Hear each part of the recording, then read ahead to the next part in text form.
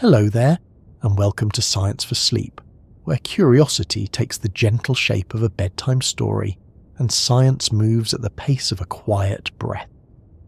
Tonight, we'll be wandering into the grandest question of scale that humans can ask. How big is the universe compared to the galaxy we call home? It's a question with a size built into it, and yet no matter how many numbers or measurements are offered, it always seems to leave the imagination overflowing. We live inside something unimaginably large, but we also peer outward into something even larger, and tonight I'd like to walk slowly through that difference with you. Before we set off, I'd love to know, where in the world are you listening from this evening? Perhaps you're in a city where the stars are hidden, or perhaps somewhere rural, where the Milky Way itself can be seen stretching across the sky. Maybe it's late at night, and you've tucked yourself in, or maybe it's a lazy afternoon and you're simply looking for a calm pause. Either way, you and I are sharing this moment, and that's a small wonder in itself. If you find this kind of gentle exploration soothing or useful, I'd be grateful if you tapped the like button or subscribed, so others who might need a quiet voice to drift along with can find it too. Now, take a breath, settle into your chair or your pillow, and let's begin to think about what it means to be small in a universe that refuses to be anything other than vast. It helps to picture yourself outside for a moment. Imagine the night is clear and cool, the air still, and above you the sky is open, scattered with stars. Maybe you can see just a handful because of streetlights, or maybe you see thousands. Each one is a point of light from another sun, many of them with planets circling, and all of them belonging to something bigger. When you look upward, you're not just seeing stars scattered randomly. You're seeing part of a vast structure, a spiral galaxy, the Milky Way, that holds those stars together in a loose but definite pattern. It stretches so wide across space that even travelling at the speed of light, you'd need tens of thousands of years to cross it, and yet for all of its immensity, our galaxy is just one among billions, perhaps trillions inside the universe. It's easy to speak in those numbers, but what does it actually feel like to compare them? Tonight we'll try to take that measure step by step, always remembering that while the words sound huge, they are still just signposts pointing towards something our minds can only barely begin to picture. When you stand beneath the stars, it can be tempting to think of yourself as tiny, as though the great cosmos is stretching endlessly in every direction, and you're just a dot upon a dot fading into the background.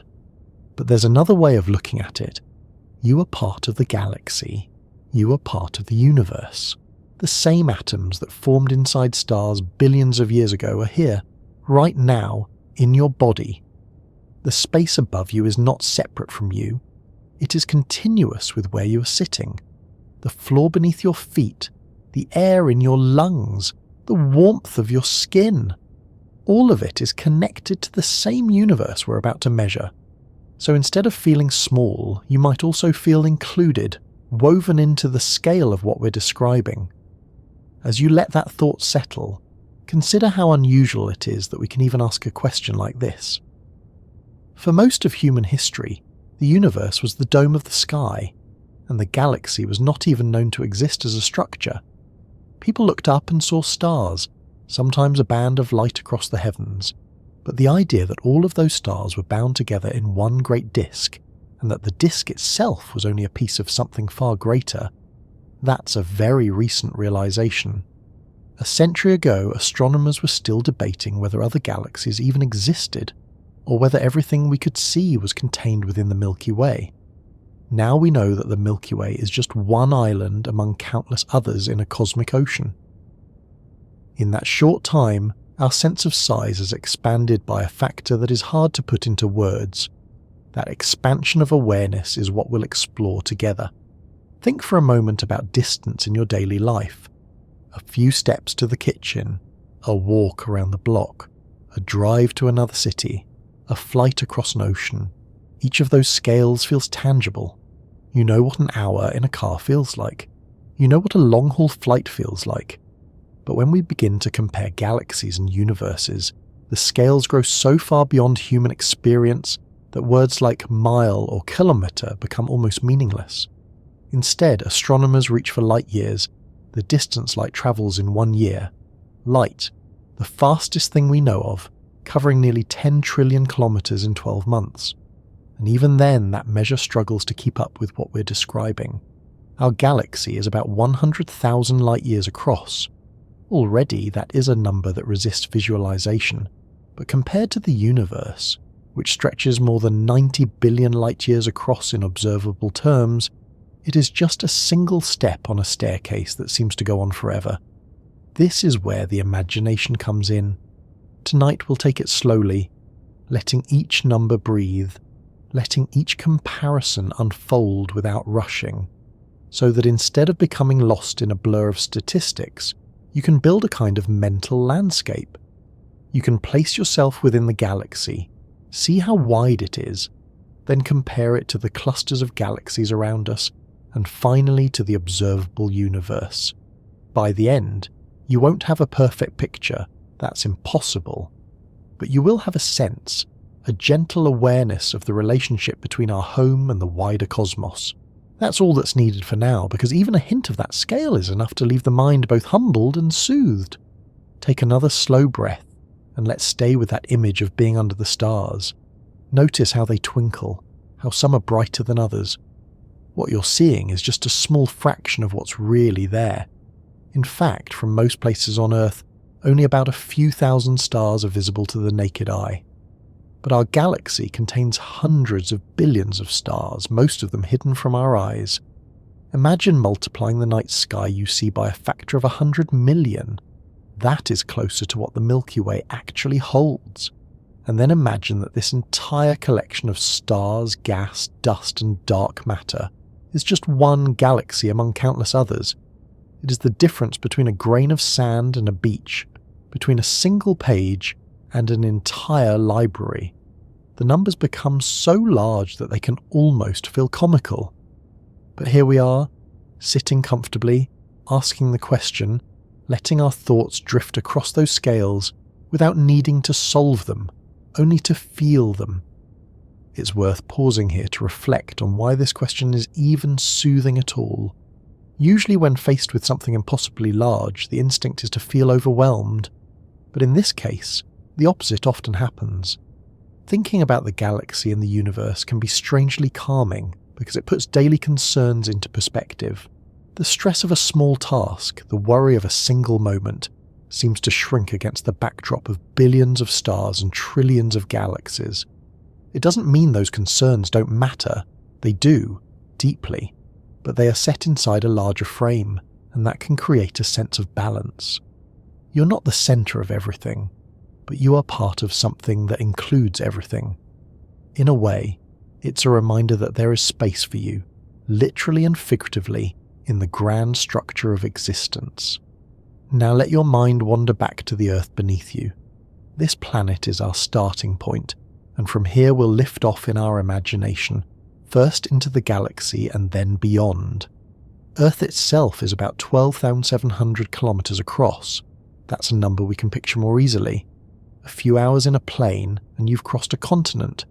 A day in orbit and you've circled the planet. But scale it up to the solar system, with Neptune orbiting nearly 5 billion kilometers away, and already Earth feels small.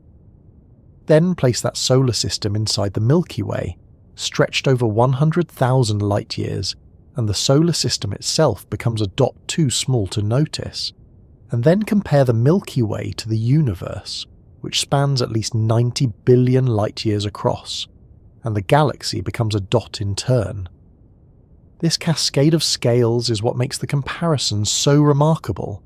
Each step is a world, and yet each step becomes tiny in the step above it. This is only the beginning. For now, though, we're still standing under that starry sky together, just beginning to ask how it all fits. The night is calm, the air is quiet, and the thought is simple. The galaxy is vast, but the universe is vaster still. When we think of the place we live, we often stop at the Earth, sometimes stretching a little further to the moon or the sun. Beyond that, things feel abstract, as though they belong to another category entirely. But the truth is that our real home, the place that shelters every star we see at night and every planet we've ever imagined, is the galaxy. The Milky Way is not a distant structure outside of us. It is the structure we're already inside. To talk about the galaxy is to talk about the stage on which every part of our solar system exists. Understanding it, even just a little, is like understanding the shape of the house you live in, rather than only describing a single room. Tonight, let's take our time to look around inside this home, to notice its features and scale, and to place ourselves within it in a way that feels grounded and calm. If you could step back far enough from Earth, away from the clutter of our atmosphere and beyond the orbits of the planets, you would eventually see the Milky Way revealed. From within, on the surface of Earth, we only catch glimpses of its true shape. The hazy band of light that stretches across the night sky on clear, dark evenings is our edge-on view through the disk. But from outside, the Milky Way is a spiral galaxy, a flattened disk with sweeping arms curling outward, dotted with stars, nebulae, and clusters. At the centre lies a dense bulge, a crowded sphere of stars orbiting a supermassive black hole known as Sagittarius A. The entire structure is laced with dust and gas, glowing faintly in wavelengths we cannot see with our eyes. To describe it in simple terms is easy. To imagine standing outside and looking back is harder. But even if we cannot truly picture it, we can place ourselves within its outline and begin to get a sense of our location. The disk of the Milky Way is about 100,000 light-years across and roughly 1,000 light-years thick. Inside this disk, stars orbit the centre like a great whirlpool.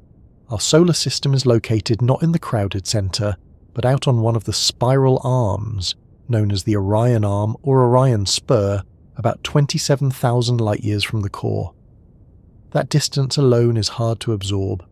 Light, moving at the fastest possible speed, takes 27,000 years to travel from the centre of the galaxy to us.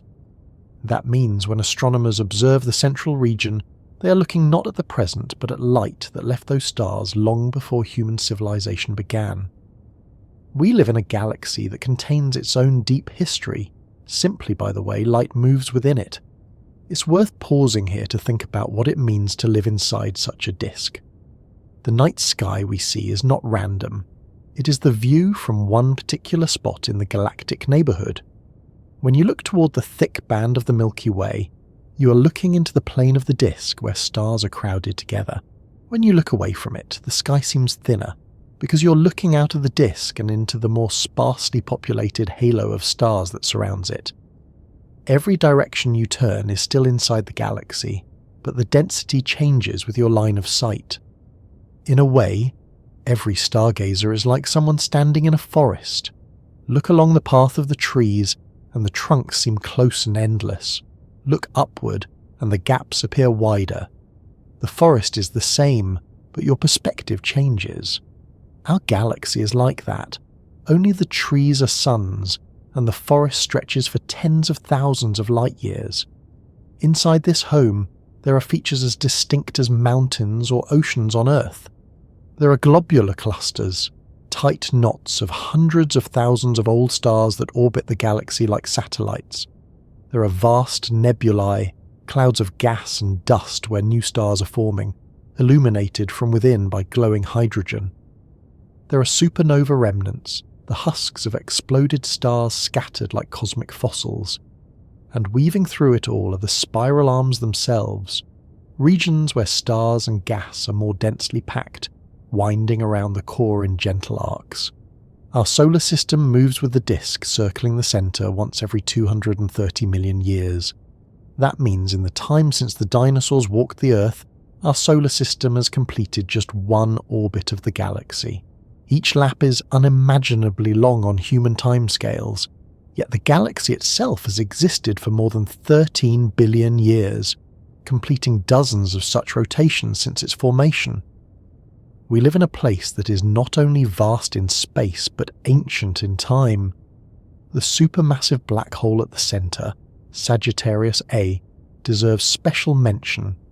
It contains about 4 million times the mass of our Sun. compressed into a region no larger than the orbit of Mercury. It is invisible to the eye, but its influence shapes the orbits of stars in the core. For decades, astronomers tracked the motion of those stars and confirmed that only a black hole of immense mass could explain their speed. In 2022, the Event Horizon Telescope collaboration released the first image of the region around Sagittarius A, showing a glowing ring of hot gas circling a dark shadow. That shadow was the closest we could come to seeing the black hole itself. Knowing that such a monster sits at the centre of our galaxy is both unsettling and awe-inspiring, but in a strange way, it also makes the galaxy feel more like a living system, with a beating heart hidden in its core. Around the disk and bulge lies another component, the halo. This is a roughly spherical region extending far beyond the visible disk, containing scattered stars and globular clusters. More importantly, it is thought to contain vast amounts of dark matter, an invisible form of mass that does not emit light but exerts gravity. Without dark matter, the stars in the outer disk would not orbit as they do. The galaxy would simply fly apart. Instead, unseen matter provides the glue that holds the structure together. In this sense, the Milky Way is not just what we see, but also what we cannot see, a reminder that our picture of home is still incomplete. So far we've been speaking in terms of light years and billions of stars. Let's slow down and anchor those numbers a little more. Our Sun is just one among perhaps 200 to 400 billion stars in the Milky Way. That range is large because it's difficult to count stars hidden by dust or faint with age. But even the lower number is staggering. 200 billion suns, each potentially with planets. If only a fraction of those stars have habitable worlds, the number of possible places for life in our galaxy alone is enormous. And yet, despite this abundance, the stars are spread so widely apart that the nearest to us, Proxima Centauri, is more than 4 light-years away. Even if our galaxy is full of life, the distances are so great that neighbours would be hard to meet. The Milky Way is both crowded and lonely at the same time, a city of lights with streets so wide that each household feels isolated. As you let that idea unfold, think again about standing under the night sky. When you see the hazy band of the Milky Way, you're looking at the side of the disk, your gaze passing through thousands of light-years of stars. That view is only possible from inside. From outside you would see the entire disk stretched across space, tilted slightly, glowing faintly. Astronomers can't leave the galaxy to take that picture, but by studying other spiral galaxies, they infer what ours must look like. In a way, every photograph of another spiral galaxy is a mirror held up to us, showing what our home might look like if only we could step outside. Those images, taken with space telescopes, show elegant structures, arms lined with blue stars, dust lanes winding like smoke, and glowing regions of new birth. They are beautiful, but their greatest gift is that they let us imagine the shape of the place we live. This is not just idle wonder. Knowing the size and structure of the Milky Way is essential if we want to place it in the context of the universe. Only by measuring our home can we begin to compare it to the scale of the cosmos beyond. Astronomers have used a variety of methods to map the galaxy. They measure the motion of stars, trace the distribution of gas, and use radio telescopes to peer through dust. The Gaia mission, launched by the European Space Agency, has mapped the positions and motions of more than 1 billion stars, giving us a 3-dimensional picture of the Milky Way with unprecedented detail. With each new observation, our image of home becomes sharper, but the vastness of it ensures that mysteries remain. Even now, the far edges of the disk and halo are only faintly understood. The more we know, the more remarkable it becomes that we are here at all. Our solar system orbits quietly in the Orion Arm, far enough from the centre to avoid the dangers of dense star clusters, close enough to see the richness of the disk. It is a location that provides stability, sunlight, and a view of the night sky that inspires questions like the one we're asking tonight. To live inside a galaxy is not unusual, every star belongs to one, but to be able to describe it in detail, to measure its size, and to compare it to the wider universe, that is a gift of both science and imagination. As the thought unfolds, notice how the scale of the galaxy begins to feel more comfortable. At first, 100,000 light-years may sound overwhelming, but once you place the solar system within it, once you imagine the arms, the bulge, the halo, and the central black hole, it begins to take shape like a map of a city. You know where you are in relation to the centre. You know the direction of the arms. You know that the disk spins slowly, carrying everything with it. You know that the night sky is your local neighbourhood seen from within. With that knowledge, you can begin to ask the larger question: if this is our galaxy, how much larger is the universe beyond it? But before we drift further outward, let's stay here a little longer, in the vast night of our galactic home, letting its shape and age sink in. The Milky Way is not just a background. It is the place in which we live every moment of our lives. Its gravity holds us. Its stars give us light. Its arms provide the structure of the sky. To appreciate its scale is to feel both humbled and sheltered. This is our home in the vast night, and knowing that makes the step outward into the universe even more meaningful. When we talk about the Milky Way, it is easy to slip into the habit of calling it our galaxy, without pausing to think about what that word really means. Galaxy. It is one of those terms that feels familiar, something you might first hear as a child when someone points at the sky and tells you that the stars all belong to the same vast collection. Yet if someone were to stop you and ask directly, what exactly is a galaxy? The answer is not as simple as it seems. It is a word that covers something both straightforward and profound, something that can be defined by physics, but also understood only by stepping back to imagine what space itself looks like on the larger scales. Tonight, let's take our time to unpack that question. Not with the rush of a textbook definition, but with the slow, steady pace of a conversation where each layer is laid gently on top of the last, until by the end the word galaxy feels clear, grounded, and less like a distant abstraction. The first place to begin is with the stars. A galaxy is, at its most visible, a collection of stars bound together by gravity. Hundreds of billions of them in the case of the Milky Way, fewer in the case of dwarf galaxies, more in the case of giants. These stars are not scattered randomly through space, but grouped into patterns, disks, and halos that hold together for billions of years. The glue that keeps them united is gravity, pulling each star toward every other, while their collective momentum keeps the system stable. Without gravity, stars would drift apart, scattered across the universe like sparks in the wind. But because of gravity, they remain bound, circling a common centre, orbiting like planets around a sun, only on a far grander scale. But stars alone do not tell the whole story. A galaxy also contains gas and dust, the raw material from which new stars are born. These clouds are often spread thinly across vast regions, invisible to the naked eye but glowing in radio and infrared light. Within them, under the right conditions, gravity can pull matter together, compressing it until nuclear fusion ignites and a new star shines. Galaxies, then, are not just collections of stars.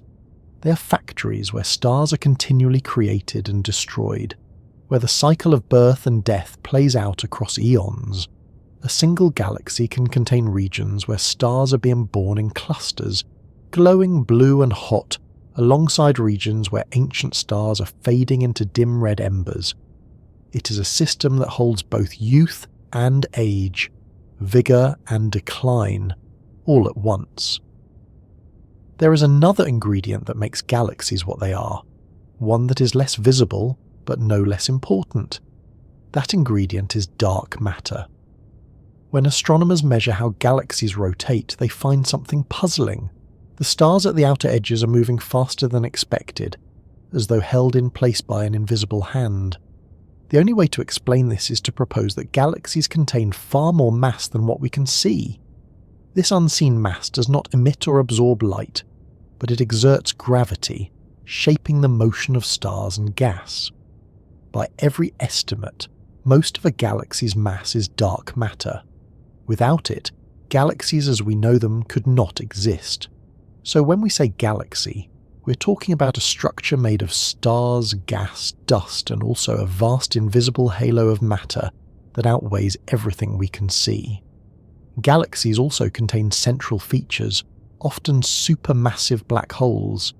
These monsters, millions or billions of times the mass of the Sun, sit quietly at the cores of galaxies, their gravity influencing the orbits of stars nearby.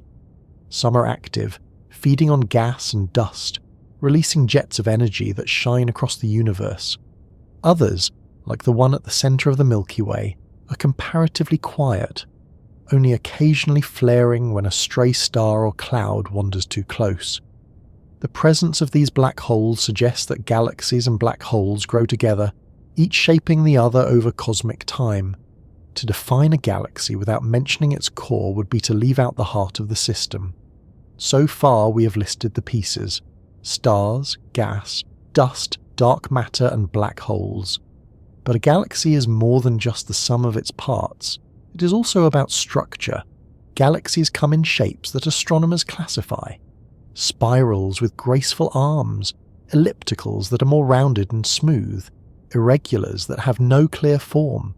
The Milky Way is a barred spiral, meaning that at its center lies a bar-shaped structure of stars from which the spiral arms extend. These classifications help us describe galaxies, but in reality each one is unique, shaped by its history of growth and collisions. Galaxies merge with one another, collide, and tear each other apart, only to settle into new forms. They are not static islands. They are evolving systems, shaped by both their own internal dynamics and the larger environment of the universe around them. To better understand what a galaxy is, it helps to consider what it is not. A galaxy is not just a cluster of stars loosely drifting in the same area. It is not a temporary alignment of celestial bodies that happen to be close together. It is a gravitationally bound system, a family of stars and matter whose connections are strong enough to last billions of years. It is not just a visual pattern, like a constellation drawn in the sky from Earth's point of view. Those shapes are illusions, stars that only appear close but are actually separated by vast distances. A galaxy, in contrast, is a true physical structure, an island in the universe that holds itself together. Another way to define a galaxy is by scale. At the small end are dwarf galaxies, containing as few as a few 100 million stars. These are still immense by human standards, but tiny compared to giants. At the large end are galaxies with trillions of stars, stretching hundreds of thousands of light-years across. In between are galaxies like our own, mid-sized spirals with a few 100 billion stars. Each type has its role. Dwarfs are often satellites of larger galaxies, orbiting them and sometimes merging into them.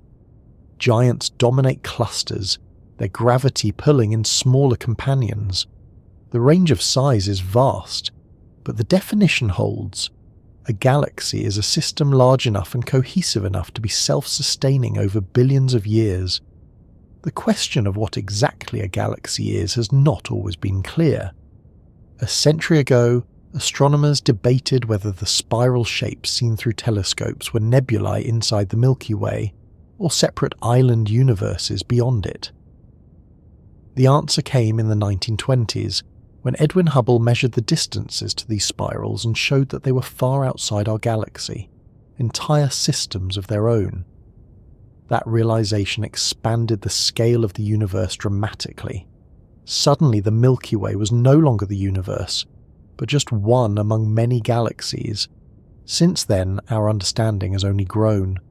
With space telescopes, we now see billions of galaxies, each one a system in its own right.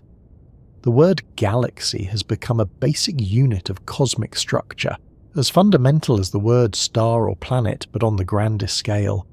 When you hold that word in mind now, let it feel less like jargon, and more like a description of place. A galaxy is a home for stars, a cradle for new light, a container of history stretching back almost to the beginning of the universe. It is a balance of gravity and motion, of visible and invisible matter, of order and chaos. It is not simply something to look at through a telescope, but the actual environment in which every star we know resides. Even the universe itself, when described on large scales, is a collection of galaxies. In that sense, galaxies are the bricks of the cosmic wall, the units from which the universe is built. Think again about the Milky Way. Not now as a unique object, but as one example of this definition. It is a barred spiral with hundreds of billions of stars surrounded by a dark matter halo containing gas, dust, and a supermassive black hole at its core. That description is enough to classify it as a galaxy. But then imagine Andromeda, our nearest large neighbour. It is another spiral, larger than the Milky Way, with its own black hole, its own arms, its own billions of stars. And imagine dwarf galaxies like the Magellanic Clouds, smaller companions orbiting us. All of them are galaxies too, because they fit the same pattern, bound systems of stars and matter, stable over cosmic time.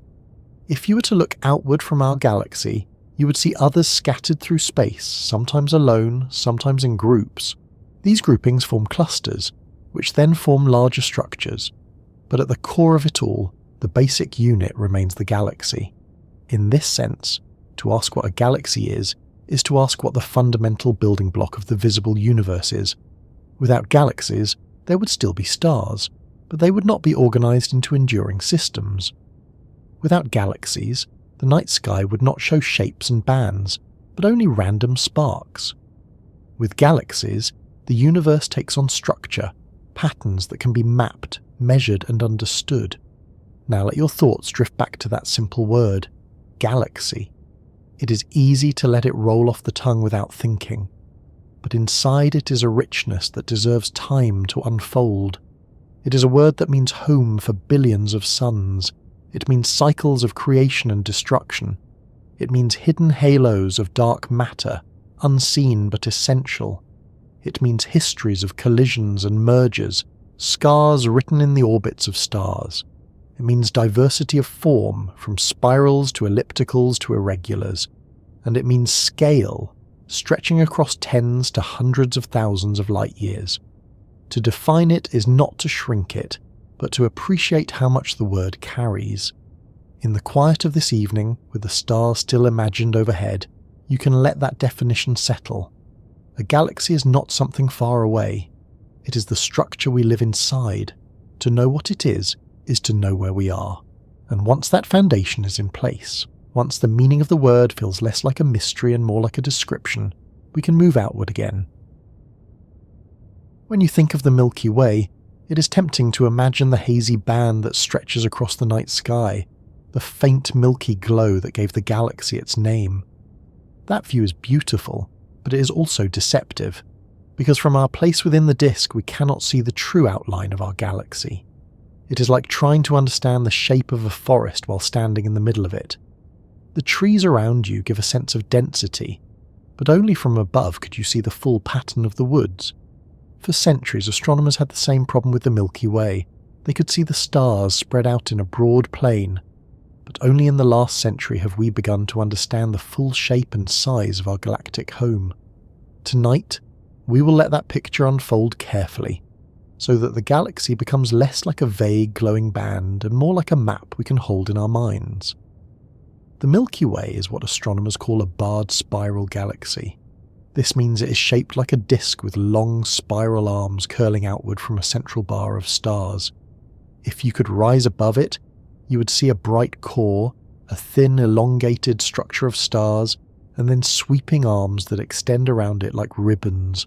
The whole disk is flat, about 100,000 light-years across, and only about 1,000 light-years thick. In human terms, that thickness is almost nothing compared to the width, like a thin sheet of paper stretched to a size larger than we can imagine. This thinness is why the galaxy appears as a narrow band in our sky. From inside, looking across the disk, we see layer upon layer of stars packed together. While looking perpendicular to the disk, we see fewer stars and more empty space. At the very centre of the Milky Way is the bulge, a rounded structure containing older stars, dense clouds of gas, and the supermassive black hole known as Sagittarius Awa. The bulge is not perfectly spherical but slightly elongated, giving the appearance of a bar when viewed from certain angles. This bar is a defining feature of the Milky Way structure, extending for about 27,000 light-years across the core. From the ends of this bar, spiral arms emerge, winding outward with a graceful curve. These arms are not solid objects, but regions of higher density, where gas and stars are more concentrated. As stars orbit the galaxy, they move in and out of these arms, creating the impression of continuous structures even though the stars themselves are always changing. Astronomers have identified several main spiral arms in the Milky Way, though mapping them precisely is challenging because of our position inside the disk. The major arms include the Perseus arm, the Scutum Centaurus arm, and the Sagittarius arm. Our solar system lies in a smaller branch known as the Orion arm, or Orion spur between the Sagittarius and Perseus arms. This location is roughly halfway from the centre to the outer edge of the disk, about 27,000 light-years from the galactic core. It is a relatively quiet neighbourhood, not too crowded with stars, not too close to dangerous regions near the centre, and not so far out that the density of matter is too low. In cosmic terms, it is a stable and fortunate address. The disk itself is not smooth but layered with features. There is a thin disk containing most of the stars and gas, and a thicker disk containing older stars with slightly different orbits. Surrounding both is the halo, a roughly spherical distribution of stars and dark matter that extends far beyond the visible disk. This halo contains ancient globular clusters, each a dense ball of hundreds of thousands of stars orbiting the galaxy like satellites. The halo also contains most of the galaxy's dark matter, invisible but essential for holding the structure together. Without this hidden mass, the outer stars would drift away. Instead, they remain bound, orbiting faster than they otherwise should, proof that unseen matter outweighs the visible stars. The scale of all this is difficult to picture. A single light-year is about 10 trillion kilometers. To cross the disk of the Milky Way at the speed of light would take 100,000 years. At the speed of our fastest spacecraft, it would take billions. This means that from one side of the galaxy to the other, stars are separated by distances so large that even imagining travel between them is daunting. Yet within this disk are hundreds of billions of stars, most of them with planets, spread across the spiral arms like grains of sand on a beach. If you could look at the Milky Way from above, you would see these stars glowing in a faint disk, brighter toward the centre, thinner toward the edges, threaded by dark lanes of dust that absorb light. The galaxy would look majestic but also delicate, a luminous pinwheel suspended in darkness. The size of the Milky Way is not just a number, it is also a timekeeper. Our solar system orbits the centre of the galaxy once every 230 million years. That means in the entire history of Earth, about 4.5 billion years, our planet has circled the galaxy roughly 20 times. Dinosaurs saw a completely different part of the galaxy than we do now. The continents drifted, life evolved, and the solar system moved quietly along its orbit, carrying us with it through the spiral arms. Each lap is so long that entire species rise and fall in the time it takes to complete one circuit. The size of the Milky Way is measured not just in distance, but in the ages it takes to move through it. The galaxy is also not static. Its shape and size have been influenced by interactions with other galaxies. The Milky Way is currently absorbing smaller dwarf galaxies, their stars stretched into streams that weave through the halo. In about 4 billion years, the Milky Way will collide with the Andromeda Galaxy, its nearest large neighbour. That collision will reshape both galaxies, merging them into a new, larger elliptical galaxy over billions of years. For now, though, the Milky Way's shape remains that of a barred spiral, stable enough that we can describe it with confidence, but dynamic enough that change is inevitable in the distant future. One of the challenges of describing the shape of the Milky Way is that we cannot step outside it. Instead, astronomers use indirect methods. by mapping the positions and motions of stars, by observing the distribution of gas with radio telescopes, and by studying the light absorbed by dust, they build a picture of the disk. The Gaia spacecraft has been especially important, measuring the positions and velocities of more than 1 billion stars with incredible accuracy. With that data, scientists can trace the spiral arms, measure the thickness of the disk, and even detect ripples caused by past interactions. The result is a map that, while still incomplete, gives us the best view yet of our galaxy's true shape. The numbers describing the Milky Way's size are precise but also flexible, because the edges of a galaxy are not sharp. Unlike a planet with a clear surface, a galaxy fades gradually into the darkness of space.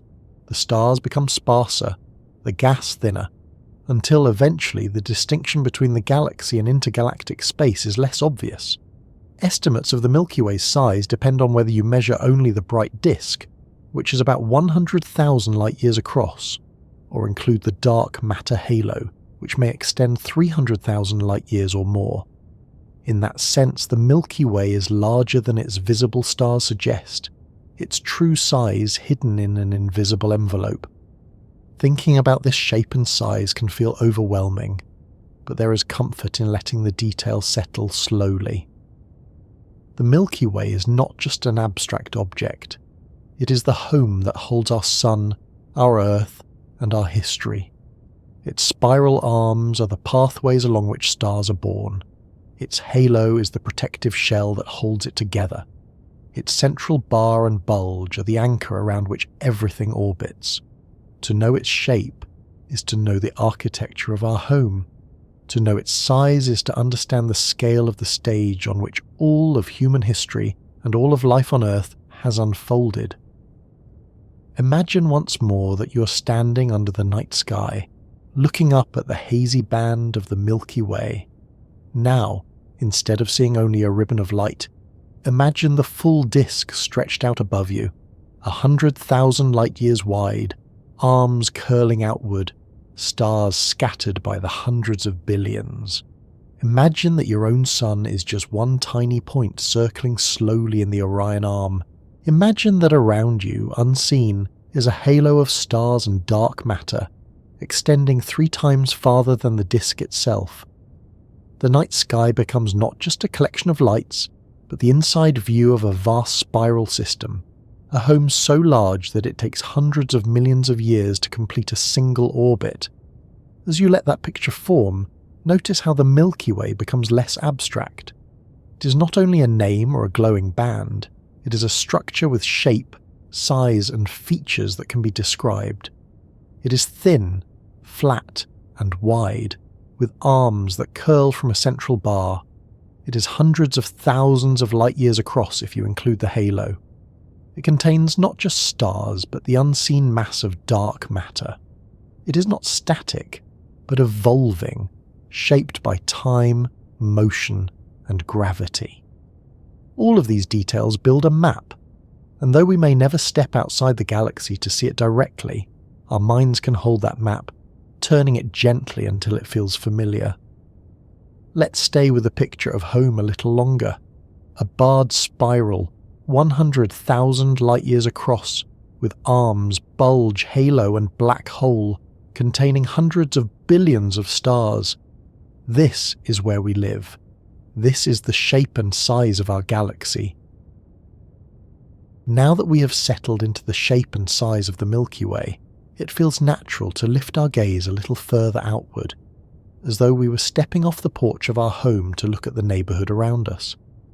A galaxy on its own is already immense, but it does not float through space in total isolation.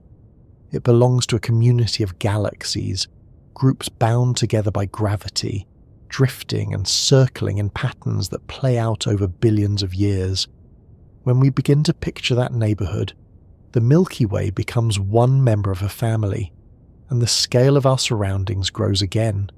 Tonight, let's take a slow walk through that cosmic neighbourhood, placing the Milky Way in its local group, and then following the threads that connect galaxies into even larger structures. The most immediate neighbour to the Milky Way is the Andromeda Galaxy. This is the nearest large spiral, larger than our own, about 2.5 million light-years away. That distance is staggering by human standards, but in cosmic terms it makes Andromeda practically next door. If our galaxy is a house, Andromeda is the neighbour across a wide field, visible through the trees but still close enough to notice. In fact, Andromeda is visible to the naked eye from Earth on clear, dark nights, appearing as a faint smudge in the sky. Through telescopes it reveals itself as another barred spiral, filled with hundreds of billions of stars with arms and dust lanes much like the Milky Way. Knowing that such a vast system hangs quietly in our sky is one of the most grounding realizations astronomy can offer. The smudge you see is not just a patch of light. It is an entire galaxy, comparable in size and structure to our own, waiting across the void. Alongside Andromeda and the Milky Way are smaller companions. These are dwarf galaxies, less massive but still important parts of the neighbourhood. The large and small Magellanic Clouds are two of the most famous, visible from the southern hemisphere as irregular patches of light. These dwarfs orbit the Milky Way, their stars and gas slowly being drawn in by our galaxy's gravity. Streams of material extend from them, evidence of the tug-of-war between small and large systems. The Milky Way has dozens of such companions, faint dwarfs that circle like satellites, many of them discovered only recently as astronomers developed better surveys. Andromeda has its own collection of dwarfs too, creating a pair of galactic families facing one another across the intergalactic gap. Together, the Milky Way, Andromeda, and their satellites form the local group. This is the official name for our cosmic neighbourhood, a collection of more than 50 galaxies bound together by gravity. Most of them are dwarfs, faint and irregular, but the Milky Way and Andromeda dominate. Between them lies a balance of pull, a gravitational dance that will one day bring the two giants together. In about 4 billion years, the Milky Way and Andromeda will collide, merging into a single larger galaxy. For now, though, they drift toward one another, closing the gap at about 100 kilometers per second, a speed that sounds fast but will still take billions of years to complete. That slow inevitability is part of what makes the local group a true neighbourhood. Its members are bound, not free to escape, moving together through space in patterns that can only be measured on cosmic timescales. The local group itself is not large by universal standards. It spans about 10 million light-years across, which is only a fraction of the observable universe. Within that volume, the galaxies are scattered, separated by millions of light-years of empty space. If you could step outside and look back, the local group would appear as a loose cluster, with two bright spirals in the middle and a scattering of faint companions around them. It is not crowded like a city, but sparse like a rural landscape, with long stretches of darkness between glowing islands. This sparsity is part of the nature of galaxies. Even when they gather, the spaces between them remain vast, reminding us that emptiness is as much a part of the universe as light. Beyond the local group lies another layer of the neighbourhood. The local group itself is part of a larger structure called the local sheet, a flattened region of galaxies that includes several nearby groups. Imagine the local group as one household and the local sheet as the street on which we live. Other groups, such as the M81 group and the Centaurus group, line this street, each with their own bright galaxies and faint companions. Together, they form a pattern that is not random but shaped by gravity, expansion, and the distribution of dark matter. The local sheet spans about 30 million light-years, and within it, galaxies move slowly relative to one another, creating a sense of stability over billions of years. One of the most prominent structures near us is the Virgo cluster. This cluster lies about 65 million light-years away and contains more than 1,000 galaxies. It is the central hub of a much larger arrangement known as the Virgo supercluster, of which our local group is a tiny part. The Virgo cluster is a city compared to our small town, filled with galaxies packed closely together, interacting, colliding, and shaping one another. Some of the galaxies in Virgo are giants, ellipticals containing trillions of stars. Others are spirals like ours, caught in the gravitational web of the cluster.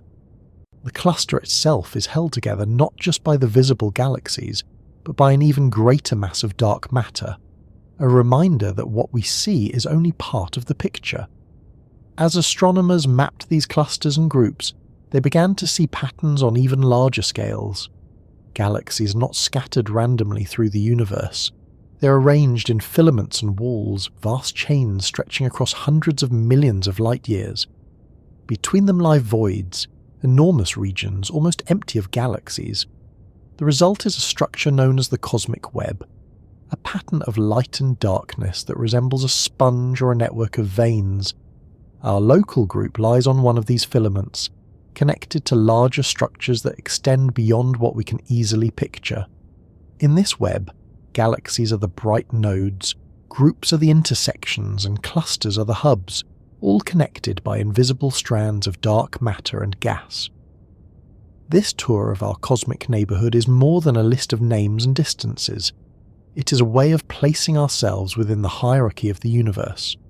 At the smallest scale, we belong to the solar system, orbiting our star.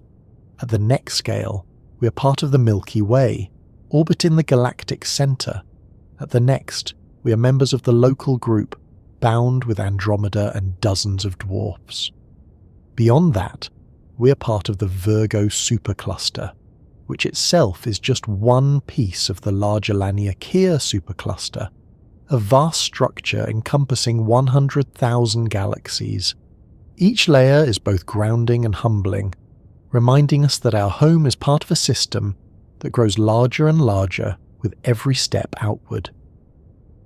The word neighbourhood can sometimes make the cosmos sound smaller than it is, but in truth it is a useful way of thinking. Just as in the human neighbourhood, some houses are close together while others are farther apart. Some are small, some are large, some are tidy, some are crowded. And like neighbourhoods on Earth, these galactic communities are not isolated. They interact, influence one another, and evolve together. Our cosmic neighbourhood is defined not only by what galaxies are nearby, but by the ways in which their gravity links them, pulling them into patterns that will play out long after our species is gone.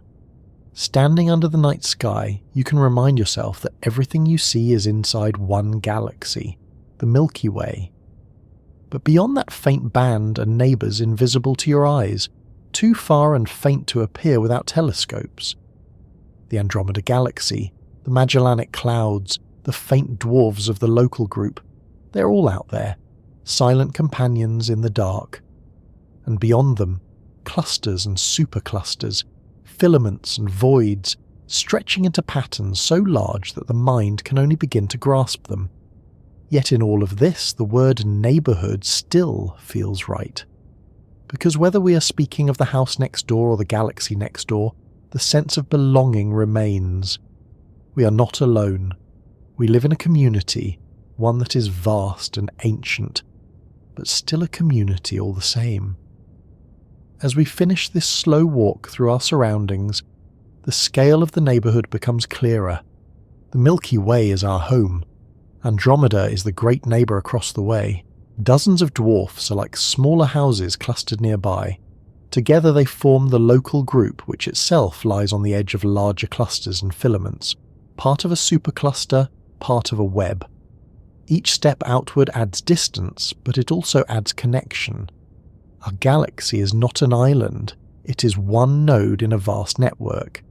And as we continue outward, we will see that this network extends not just across our local patch, but across the entire observable universe, a neighbourhood so large that it becomes the universe itself. When we talk about galaxies, the numbers quickly become overwhelming. Hundreds of billions of stars, trillions in the larger systems, and more still when we zoom out to the universe itself. But to make sense of such scales, it helps to slow down and focus on one question at a time. Rather than trying to picture all the galaxies scattered across the universe, let's pause here, in our own backyard, and think carefully about the stars that fill just our galaxy. Counting the stars of the Milky Way is not something that can be done with a tally sheet and a telescope. It is a task that blends measurement, estimation, and imagination. And while the exact number remains uncertain, the process of arriving at it is as fascinating as the number itself. Tonight, let's count the stars, not by naming them one by one, but by following the methods that allow astronomers to take something so vast and turn it into something we can describe. The first thing to acknowledge is that no one has ever counted every star in the Milky Way. Even if we could, many of them are too faint to see with any telescope we currently have. Stars like our Sun are bright enough to be visible across great distances, but red dwarfs, which make up the majority of stars, shine so dimly that they blend into the background. In addition, clouds of dust obscure large regions of the galaxy, blocking visible light and making the count even more difficult. So when we talk about counting stars, what we really mean is estimating their number, based on models of how stars are distributed and how galaxies behave. It is a little like trying to estimate the number of trees in a forest by standing in one part of it, counting what you see, and then applying that average to the entire area. You cannot see every tree, but you can still come to a reasonable figure. Astronomers approach this problem in several ways. One method is to measure the mass of the Milky Way. By estimating how much mass the galaxy contains, and then dividing by the average mass of a star, they can arrive at an approximate number of stars. Of course, not all of the galaxy's mass is in stars. Some of it is in gas, dust, planets, and the dark matter that outweighs everything else. But by subtracting what is not starlight, scientists can get closer to the true figure. This approach suggests that the Milky Way contains between 200 and 400 billion stars. That is a range, not a precise number, but it is accurate enough to give us a sense of the scale. 200 billion is already beyond comprehension. 400 billion doubles it, making the galaxy feel even more crowded. Somewhere within that range lies the truth. Another method is to count stars in specific regions and then extrapolate. By carefully surveying small patches of the sky, astronomers can measure the number and type of stars in that area, then use that information to model the larger disk. This method requires understanding how stars are distributed by type and age. Younger stars are often found in the spiral arms, while older stars are more common in the bulge and halo. Red dwarfs dominate in number but contribute less light. Giants and supergiants are rare but extremely bright. By combining these factors, scientists can create what is called the initial mass function, a kind of recipe that describes how many stars of each size should exist. Applying that recipe across the galaxy allows for a population count, even if we cannot see each individual star. To make this clearer, imagine standing in a crowded stadium at night. From where you are, you can see the people closest to you. With binoculars, you can see farther, but even with the best view, you cannot count everyone in the stands. Instead, you might count a section, then assume that the rest of the stadium is filled in roughly the same way. That estimate will not be perfect, but it will be close enough to describe the crowd. Counting stars in the galaxy works in much the same way, except the stadium is 100,000 light-years wide, and the spectators are hundreds of billions of glowing suns. One of the surprising things about this process is that it reveals just how many stars are too faint to notice. The brightest stars in the night sky, the ones we recognize by name, are only a tiny fraction of the total. Most stars in the Milky Way are dim red dwarfs, cooler and smaller than the Sun, shining so faintly that they are invisible without telescopes. These red dwarfs make up perhaps 3/4 of all stars. Imagine if you could suddenly turn off the brighter stars and see only the red dwarfs. The night sky would still be full, but with a softer, subtler light. Then imagine the opposite. If the red dwarfs disappeared, the sky would look almost empty. The galaxy is crowded, but its crowdedness is hidden in the dimmest lights. Another layer of complexity comes from the fact that stars are not evenly spaced. Some regions of the Milky Way are dense with stars, such as the central bulge, where they are packed tightly together. Other regions, like the outer disk, are much more sparse. There are star clusters, both open clusters containing younger stars and globular clusters containing ancient ones. There are stellar nurseries, where clouds of gas are forming new stars, and stellar graveyards, where supernovae have left behind remnants. Counting stars means not only adding them up, but also understanding how they are arranged, like a city with neighbourhoods that vary in density. Some streets are crowded with houses, others stretch with space between them. The galaxy has the same variety. One might ask, why does it matter how many stars there are? On one level, the number itself is not as important as the process of arriving at it. But knowing the number of stars helps astronomers understand the mass of the galaxy, its evolution, and the likelihood of planets and life. If the Milky Way contains 400 billion stars, and if even a small fraction of them have planets in habitable zones, the potential number of Earth-like worlds is immense. Even if most are lifeless, the possibility of life elsewhere grows with every star added to the count. In this way, counting stars is not just a numerical exercise. It is a way of estimating our chances of having company in the cosmos. It is also a way of appreciating our place. Out of hundreds of billions of stars, we orbit one. To think that our Sun is just one among so many can make it seem ordinary. And yet, to us, it is extraordinary. The star that gives us light and life. In this sense, counting stars is humbling, but it is also reassuring. The galaxy is full of suns, but this one is ours. It anchors us in the middle of an ocean of light. The tools astronomers use to count stars are themselves remarkable.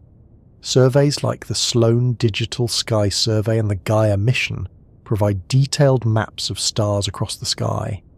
Gaia in particular has measured the positions and motions of more than 1 billion stars, creating a three-dimensional map of the Milky Way. With that data, scientists can refine their estimates, narrowing the range of possible totals. Yet even with such precision, uncertainties remain. Dust clouds hide stars from view. Distances are hard to measure at the far edge of the disk. The galaxy is too vast for any survey to be complete. So the number 200 to 400 billion remains the best we can say, a reminder that even with the most advanced instruments, the universe retains its mysteries. Think again of standing under the night sky. From Earth, without a telescope, you can see only about 6,000 stars in total, spread across the whole sky. That is the naked eye view. With binoculars or a small telescope, you can see thousands more. With larger telescopes, millions. But even then, you're seeing only the tiniest slice of the true total. Imagine a jar filled with marbles, so many that you cannot possibly count them all. You scoop out a handful, count those, and then multiply by the number of handfuls that would fill the jar. That is how the number of stars in the Milky Way is found. It is not a direct count, but an informed estimate, grounded in observation and guided by theory. There is a certain beauty in the fact that we cannot know the exact number. The galaxy is too vast, too complex, too filled with hidden light for us to catalogue completely. And yet we can still describe it, still place boundaries around it, still say with confidence that hundreds of billions of stars share this spiral with us. That balance between not knowing precisely and still knowing enough is part of the wonder of astronomy. It reminds us that the cosmos is not a puzzle to be solved completely, but a landscape to be explored, one estimate at a time. If our galaxy alone contains that many, then what happens when we place it among billions of galaxies in the universe? The numbers multiply until they reach heights we cannot comprehend. But before we make that leap, it is worth lingering here, in our own backyard, with the stars that surround us. Each one is a sun, each one has its own story, and together they form the luminous body of the Milky Way. Counting them may be impossible in practice, but understanding their abundance gives us a deeper sense of where we live. We are not adrift in emptiness. We are embedded in a sea of light, a sea so wide that even the word billions feels small. When we picture the Milky Way, we tend to imagine something with edges. the way a map of a country has borders drawn around it.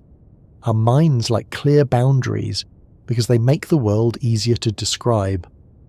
But galaxies are not like countries or cities.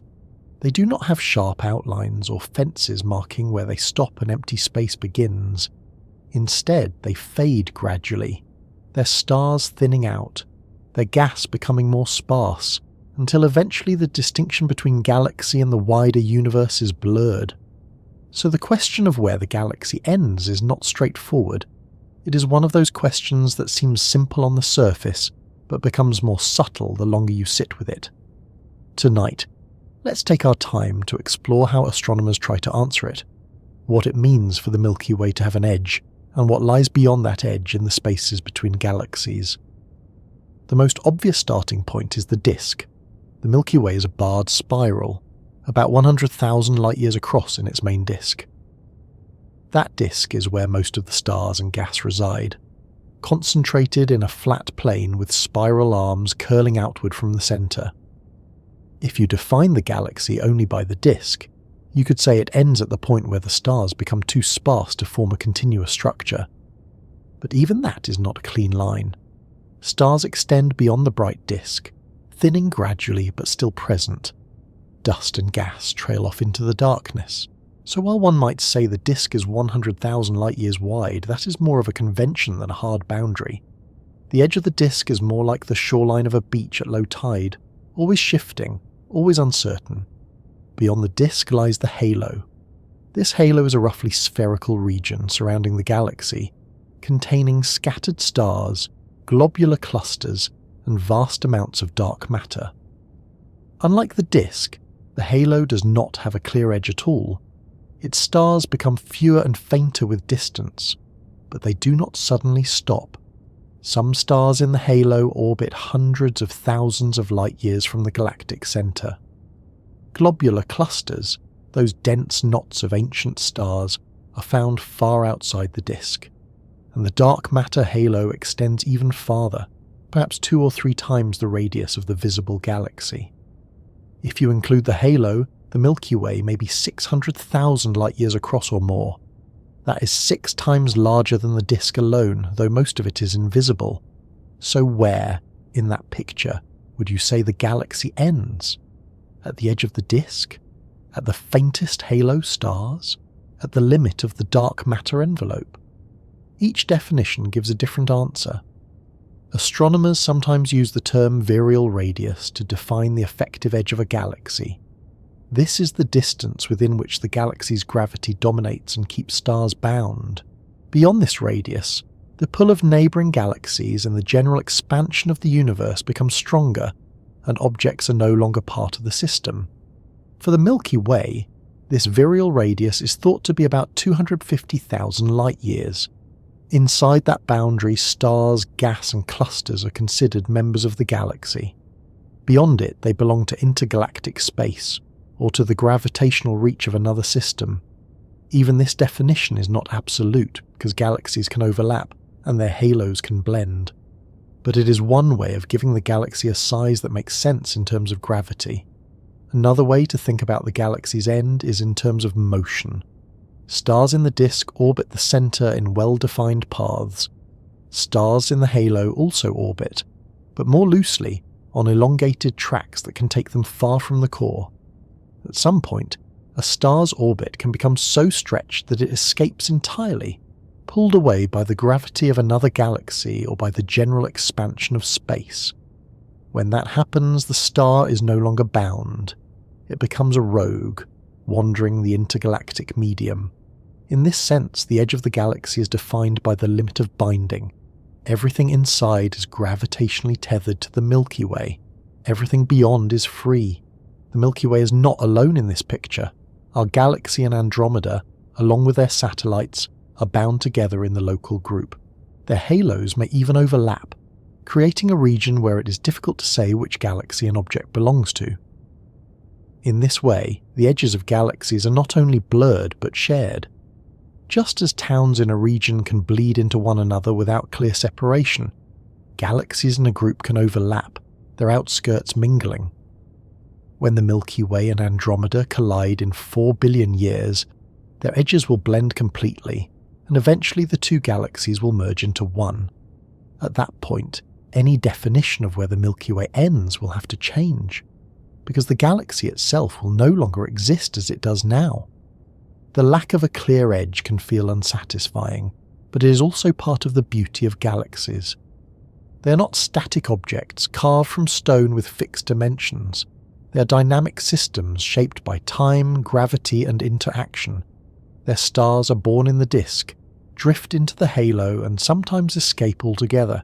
Their gas is drawn inward, pushed outward, stripped by collisions, and replenished by the death of stars. Their halos are invisible but immense, blending into those of neighbours. The Milky Way does not end the way a wall ends. It fades, like the light of a fire as you walk away, still present but weaker, until eventually it is indistinguishable from the night. This raises another interesting point. The boundary of the Milky Way is not the same for every observer. From Earth, the galaxy appears as a band of light across the sky. To us, its edge is the point where the stars become too faint to see. With a telescope, the edge extends farther. With radio telescopes, farther still, because gas can be traced where stars are absent. With gravitational measurements, the edge stretches to the limits of the dark matter halo. Each instrument draws a different line, not because the galaxy has changed, but because our way of perceiving it has changed. In this way, the galaxy's end is as much about our tools and perspective as it is about the object itself. It may help to compare this to the Earth's atmosphere. Where does the atmosphere end? At sea level, the air is dense. As you rise, it thins. At some point, planes can no longer fly. Higher still, astronauts feel weightless, though there are still molecules of air present. Scientists define the edge of space at different altitudes depending on the purpose. Some say 100 kilometers, others higher.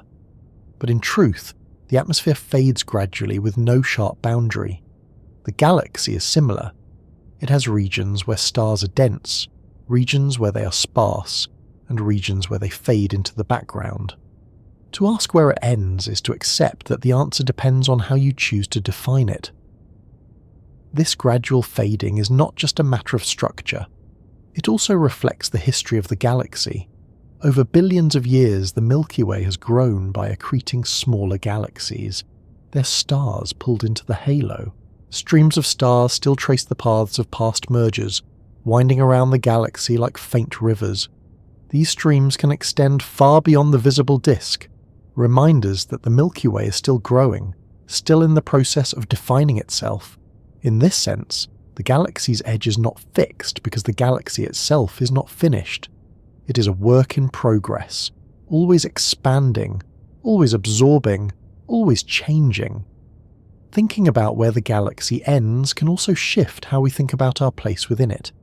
If you imagine the galaxy as a neatly bounded disk, then our solar system lies somewhere inside, with a clear separation between us and the outside. But if you imagine the galaxy as a fading system, with stars and matter stretching outward indefinitely, then the boundary between inside and outside becomes less important. We are not contained within rigid walls. We are part of a continuum that extends into the larger universe. The Milky Way does not stop and then give way to the cosmos. It is the cosmos, woven into it, merging with it, without a dividing line. This perspective can be soothing. The desire for sharp boundaries is often a human instinct, a way to simplify the world into categories. But the universe is not built that way. It is built on gradients, continuums, and transitions. The edges of galaxies are soft. The edges of clusters are soft. Even the edge of the observable universe is not a wall, but a horizon, beyond which light has not yet reached us. Everywhere we look, the universe resists being boxed in, and that resistance is not frustrating, but freeing. It means the cosmos is larger, more open, more continuous than our categories can contain.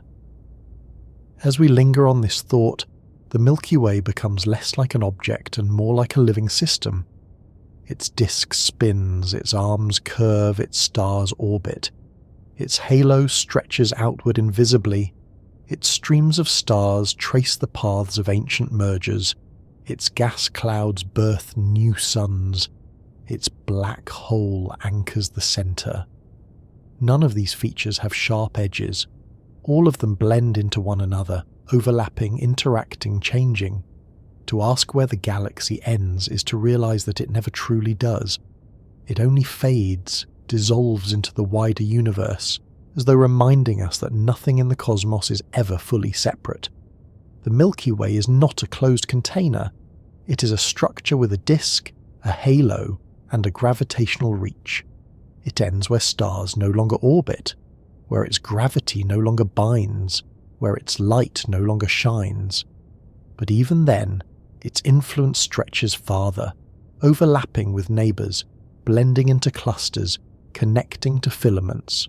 Its end is not an ending, it is a transition. And in that transition, we see the way the universe itself is built, not as a set of separate objects, but as a web of connected parts, each fading into the next. When we left off, we were thinking about where the Milky Way ends, and how its edges are less like walls and more like fading boundaries. That naturally leads to another question, one that feels like the next step outward. If our galaxy fades into space, what lies between it and the next? What is the gap between galaxies, and what fills those enormous stretches of darkness? On a clear night, looking up at the faint band of the Milky Way, or the small smudge of Andromeda, it can seem like the sky is overflowing with stars, but that impression comes from being inside a galaxy, surrounded by billions of suns. Once you step outside, in your imagination, and try to picture the distance between one galaxy and another, the emptiness becomes more apparent.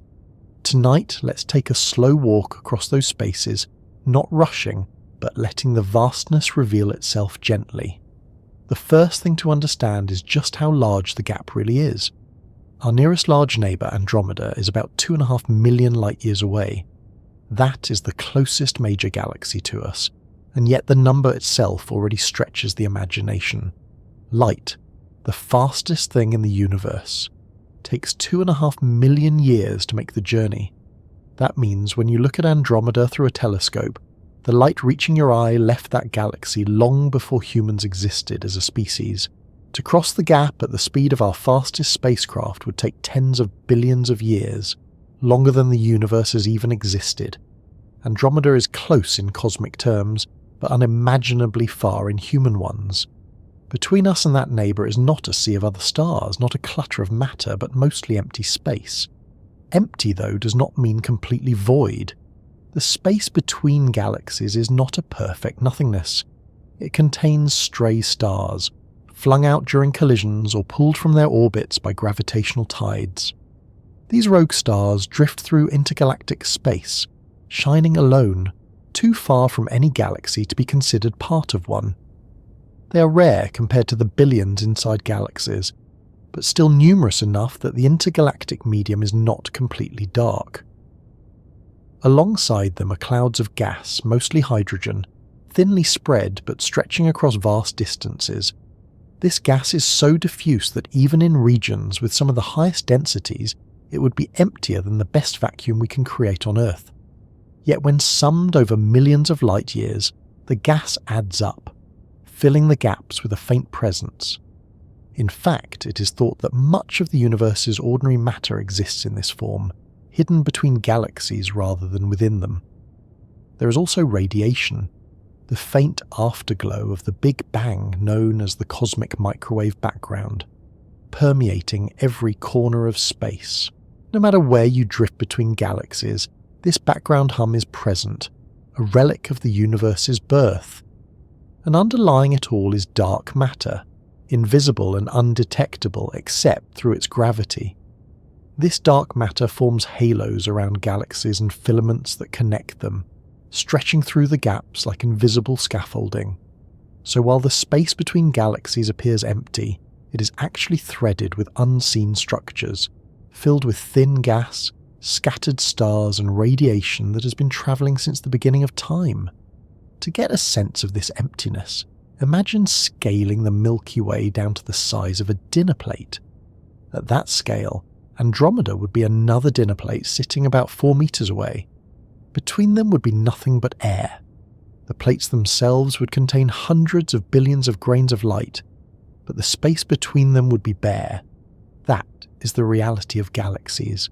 They're islands of stars in a vast cosmic ocean, separated by expanses so wide that the islands look isolated.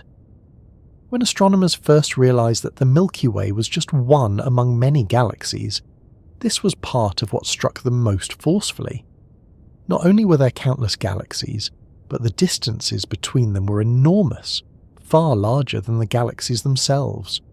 This scale is why galaxies rarely collide despite their numbers. Within a galaxy, stars can be packed relatively close compared to interstellar distances, though still separated by light years. But between galaxies, the gaps are so wide that even in clusters, direct collisions are rare. Over billions of years, gravity can pull galaxies together, and when they merge, stars are flung around like sparks. But the process takes vast amounts of time, and most of the universe's history is spent with galaxies drifting quietly in their spaces, not crashing into one another. The gaps act as buffers, giving each galaxy room to evolve on its own before interactions reshape it. The intergalactic medium, though faint, is not static. It is heated by quasars, active galaxies whose central black holes pour out energy. It is shaped by supernovae, which eject gas and metals into space. It is stirred by the movement of galaxies through it, leaving trails and wakes. In recent years, astronomers have used X-ray and ultraviolet telescopes to study this medium, detecting the faint glow of gas in the spaces between galaxies. These observations confirm that the universe is not a vacuum but a complex environment, even in its emptiest regions. The gaps are part of the story, not just blank spaces. They hold the material that will one day fuel new galaxies and stars, slowly falling inward under gravity or gathering along filaments. The scale of these gaps grows even larger when we move beyond the local group. Between our small cluster and the Virgo cluster lies about 60 million light-years of space. That is 60 million years of travel at the speed of light, a gulf so large that it dwarfs even the distance to Andromeda. These intercluster voids are some of the most empty regions in the universe, with only a handful of stray galaxies scattered across them. They are like deserts, punctuated occasionally by oases, where galaxies cluster together in groups. When astronomers map the large-scale structure of the cosmos, they find that these voids dominate. Most of the universe is not filled with galaxies, but with emptiness. The galaxies lie along filaments and walls surrounding the voids like foam on the surface of water. The gaps are not the exception. They are the rule. And yet, these gaps are not hostile. They are simply vast. They are the canvas on which galaxies exist, the spaces that make the clusters stand out. Without the emptiness, the light would have no contrast, the structures no shape. In a way, the gaps give the universe its form, just as much as the galaxies themselves do. They provide the silence that makes the music of stars audible. They provide the background that makes the clusters visible. They remind us that space is not crowded but spacious, that the universe is not filled to the brim but spread thinly, with islands of light separated by oceans of dark. For us, living inside a galaxy, it is hard to truly feel the emptiness of those gaps. Our sky is crowded with stars, our telescopes reveal countless galaxies, our instruments detect radiation everywhere. But if you were somehow placed in the middle of intergalactic space, far from any galaxy, the view would be starkly different. The sky would be almost completely dark. Only the faintest smudges of galaxies would be visible, scattered thinly across the void. There would be no Milky Way band, no familiar constellations, no sense of crowding. The silence of that place would be profound, the emptiness almost overwhelming, and yet even there the cosmic microwave background would still hum, the intergalactic gas would still be present, and the filaments of dark matter would still stretch invisibly around you. The emptiness would not be absolute, it would be subtle, filled with traces, like whispers left after the voices are gone. This perspective also changes how we think about our own galaxy. The Milky Way may feel like a crowded home, but in the wider context it is just one island surrounded by emptiness. Its light shines because of the darkness around it. Its presence matters because of the gap that separates it from its neighbours. Without the gaps, galaxies would blur together and the universe would lose its structure. With them, the universe becomes a pattern of islands and oceans, clusters and voids, light and silence. The gap between galaxies is not a flaw in the design, it is the space that makes the design possible. As we reflect on this, the gap becomes less intimidating. It is not a threatening emptiness, but a reminder of scale. It tells us that the universe is large enough to hold countless galaxies without crowding them. It tells us that our galaxy has room to move, room to evolve, room to orbit its neighbours without constant collisions. It tells us that the cosmos is not just filled with things, but shaped by the spaces between those things. And in a way, it tells us something about ourselves too. We often focus on what is present, on the stars, the planets, the galaxies. But sometimes the spaces in between are just as important, defining the context and giving meaning to what exists. So the gap between galaxies, though vast and seemingly empty, is part of the fabric of the universe. It is filled with thin gas, stray stars, radiation, and dark matter. It is structured by filaments and shaped by gravity. It is the stage on which galaxies move, the ocean across which they drift. And while it may seem like a void, it is actually a quiet presence, subtle but essential. From here, we can continue our journey outward to see how these gaps give way to clusters, how galaxies gather in larger structures, and how the universe itself is arranged. For now, though, the thought is steady and clear. Between galaxies lies not nothing, but a vast space that holds the cosmos together, one silence between two songs. When we were thinking about the gap between galaxies, the picture that emerged was of islands separated by oceans of emptiness. But as soon as you step back far enough to see not just 2 or 3 galaxies, but hundreds or thousands, another pattern reveals itself. The islands are not scattered at random. They gather, they cluster, they form structures larger than themselves. The Milky Way, Andromeda, and their companions belong to the local group. That group in turn belongs to larger patterns, linked by invisible strands of gravity and dark matter.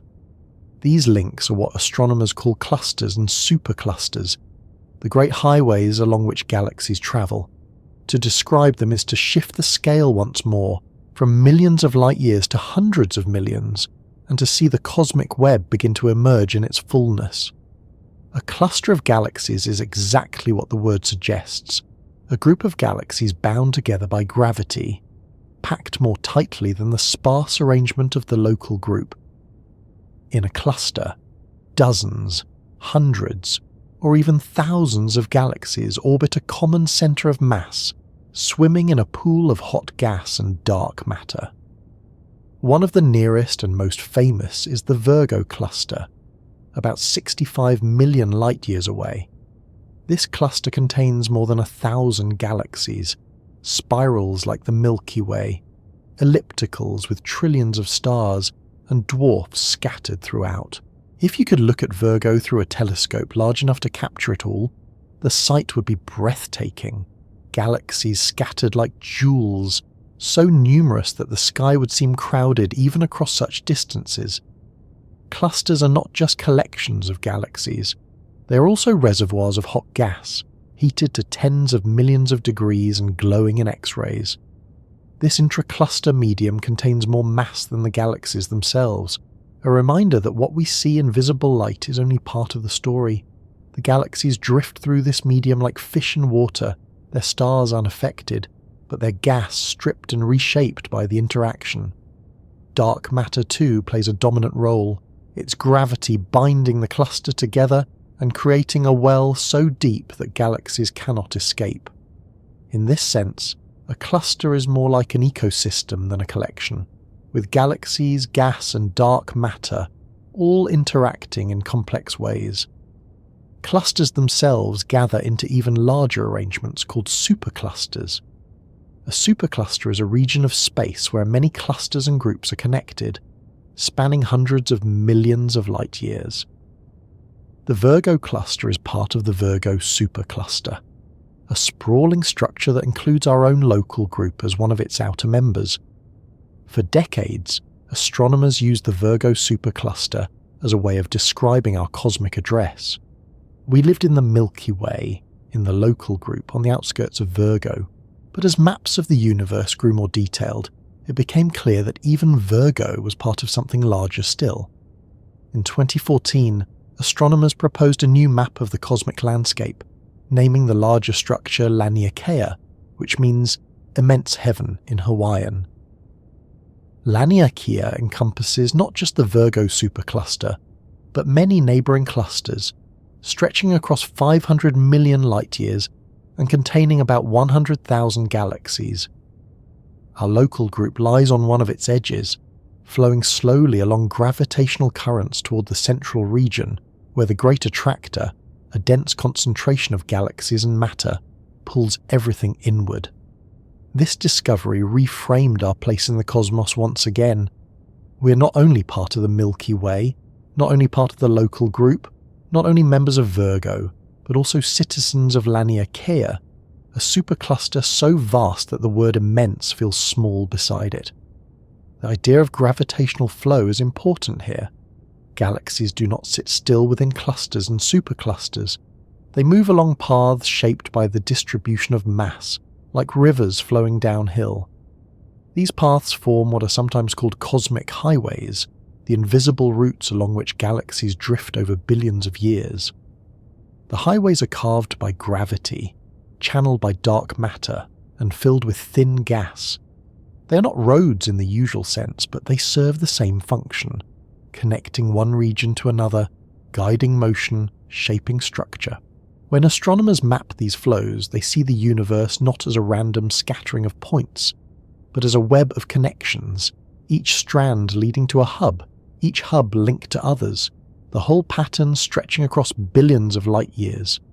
To get a sense of this scale, imagine reducing the Milky Way to the size of a grain of sand. At that scale, the local group might be the size of a small pebble, Virgo the size of a large stone, and Laniakea a continent.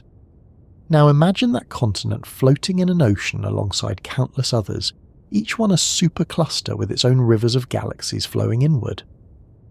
The universe, on the larger scales, looks less like a simple void, with scattered islands, and more like a vast network, a cosmic web where filaments connect nodes, and voids stretch between them like bubbles. Clusters, superclusters, and highways are the architecture of this web, the scaffolding on which the galaxies are hung. The existence of these patterns was not obvious until relatively recently. In the mid-20th century, astronomers still thought of galaxies as mostly isolated, with clusters as exceptions. It was only through large surveys mapping the redshifts of thousands of galaxies that the larger patterns came into view. The first maps revealed walls and filaments, structures so vast that they challenged assumptions about how matter could be distributed. The Sloan Great Wall, discovered in 2003, stretches over 1 billion light-years. The Hercules Corona Borealis Great Wall, discovered in 2013, is even larger, one of the biggest structures known in the universe. These discoveries showed that clusters and superclusters are not the top of the hierarchy. They are parts of an even greater pattern, woven into the cosmic web itself. And yet, even with these colossal dimensions, the structures are delicate. The filaments are thin, the clusters scattered, the voids immense. Most of the universe is still empty, but the parts that are filled reveal a pattern that repeats across scales. Galaxies gather into groups, groups into clusters, clusters into superclusters, superclusters into filaments, and filaments into walls. It is a hierarchy that extends upward as far as we can see, but it may not extend forever. On the larger scales, beyond a few billion light-years, the universe begins to look smooth, the web fading into uniformity. At that level, the clusters and superclusters are ripples on the surface of something even more vast. For us, living inside the Milky Way, These clusters and highways are almost impossible to feel directly. Our night sky shows only the nearest stars. A telescope reveals galaxies, but the patterns connecting them are too large to see with the naked eye. It takes maps, surveys, and simulations to reveal the cosmic web. Yet once you know it is there, the universe feels different.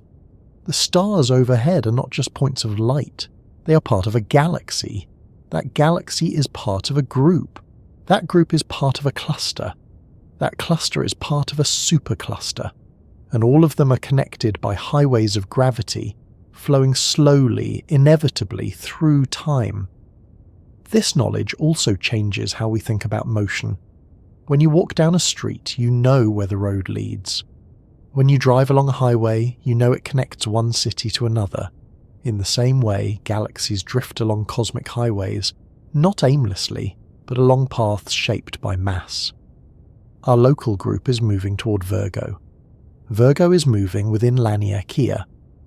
Laniakea itself is connected to neighbouring superclusters. On timescales of billions of years, these flows shape the future of the universe, guiding collisions, mergers, and the formation of new structures. To see the universe this way is to see it as dynamic, alive with motion, every galaxy part of a larger current. It is worth pausing to think about what it means to belong to something as large as Laniakea. The word immense heaven feels appropriate because the size is beyond anything we can picture. 500 million light-years across, 100,000 galaxies within it, filaments stretching like rivers, clusters like cities, groups like villages, all connected, all flowing toward the same gravitational centres.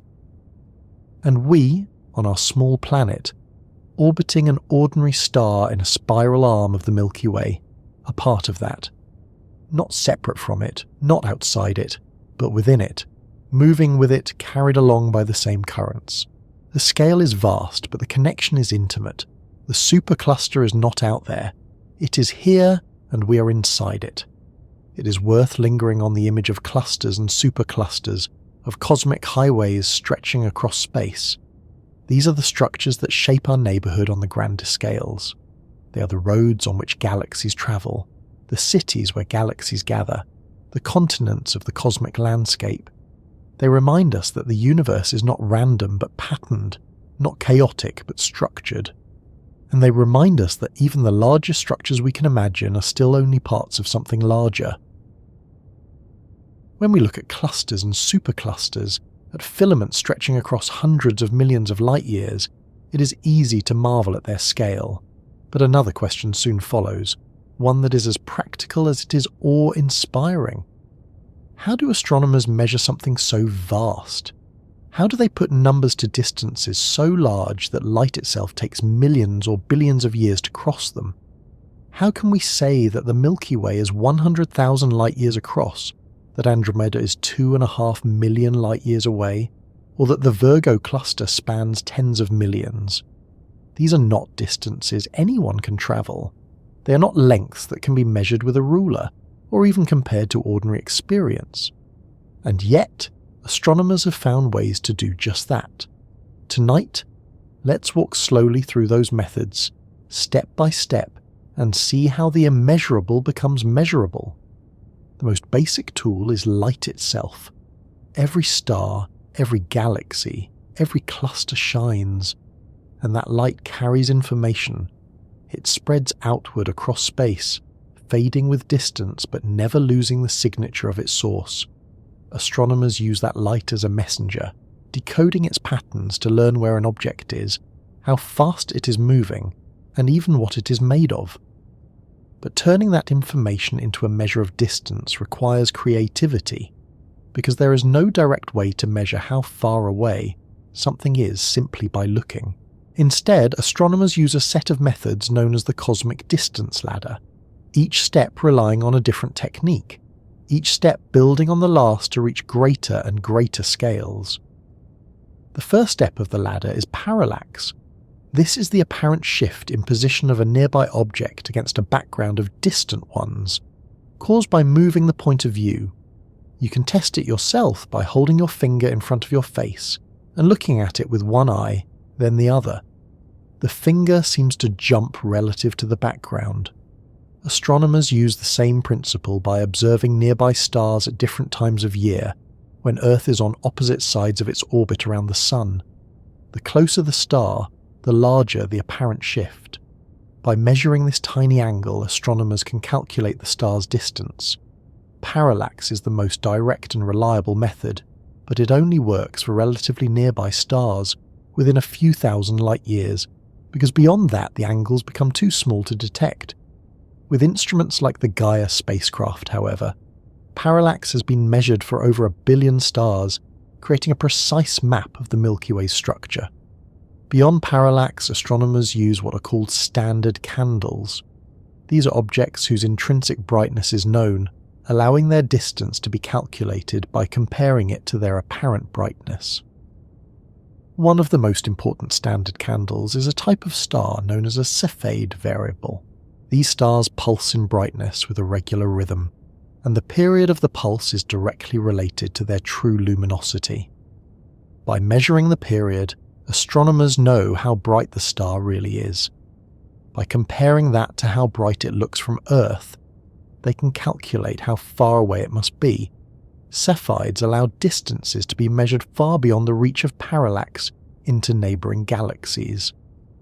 Another standard candle is the Type Ia supernova, an explosion of a white dwarf star that always reaches roughly the same peak brightness.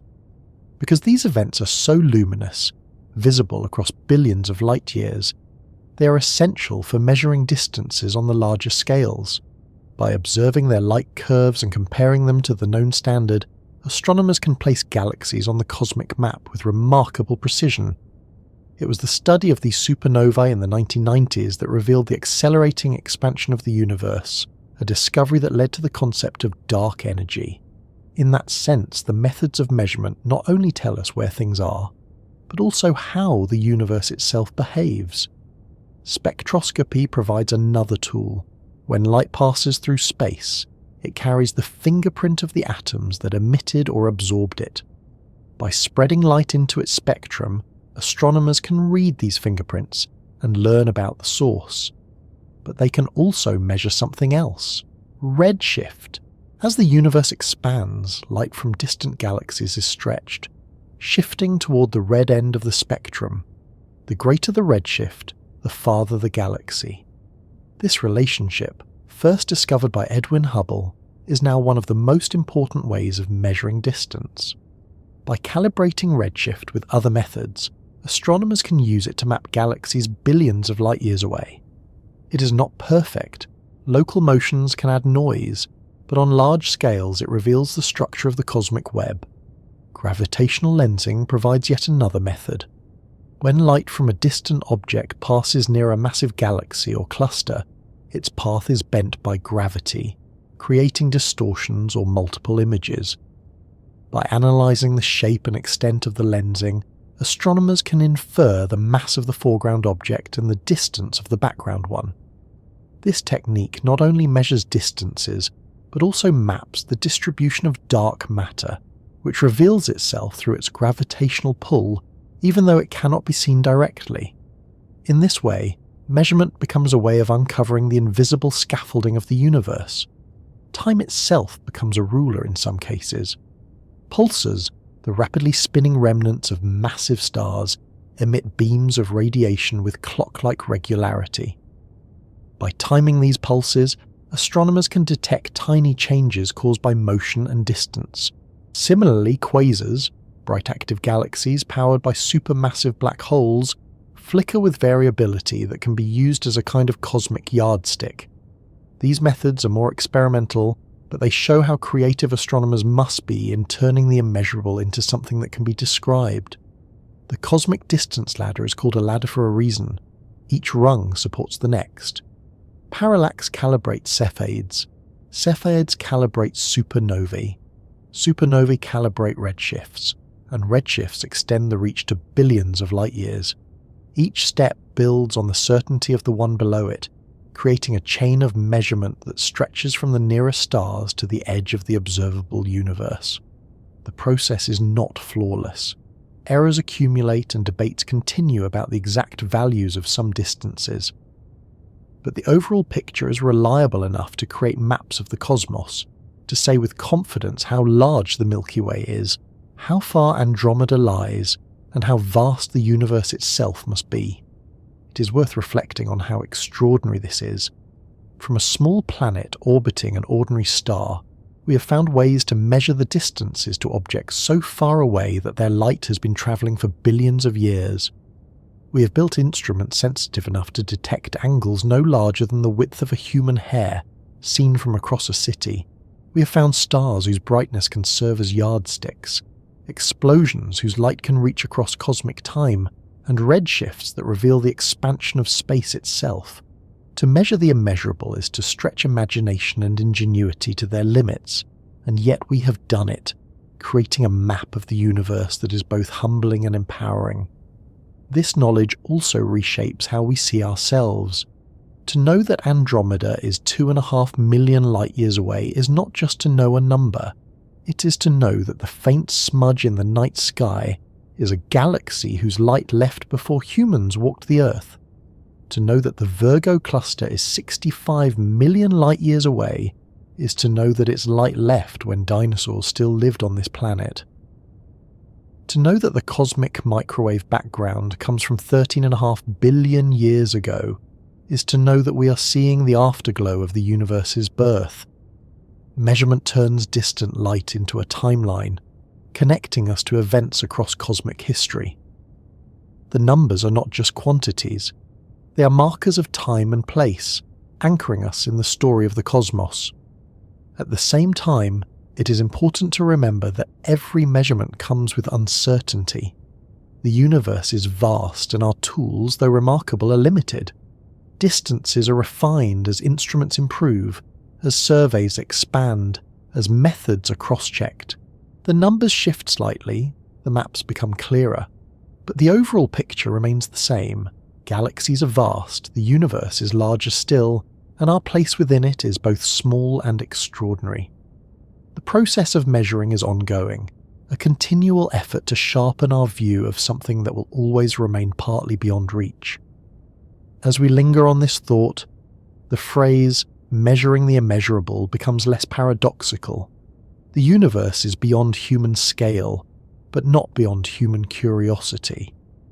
We cannot step outside and stretch a ruler across galaxies, but we can use light, motion, and gravity as our tools.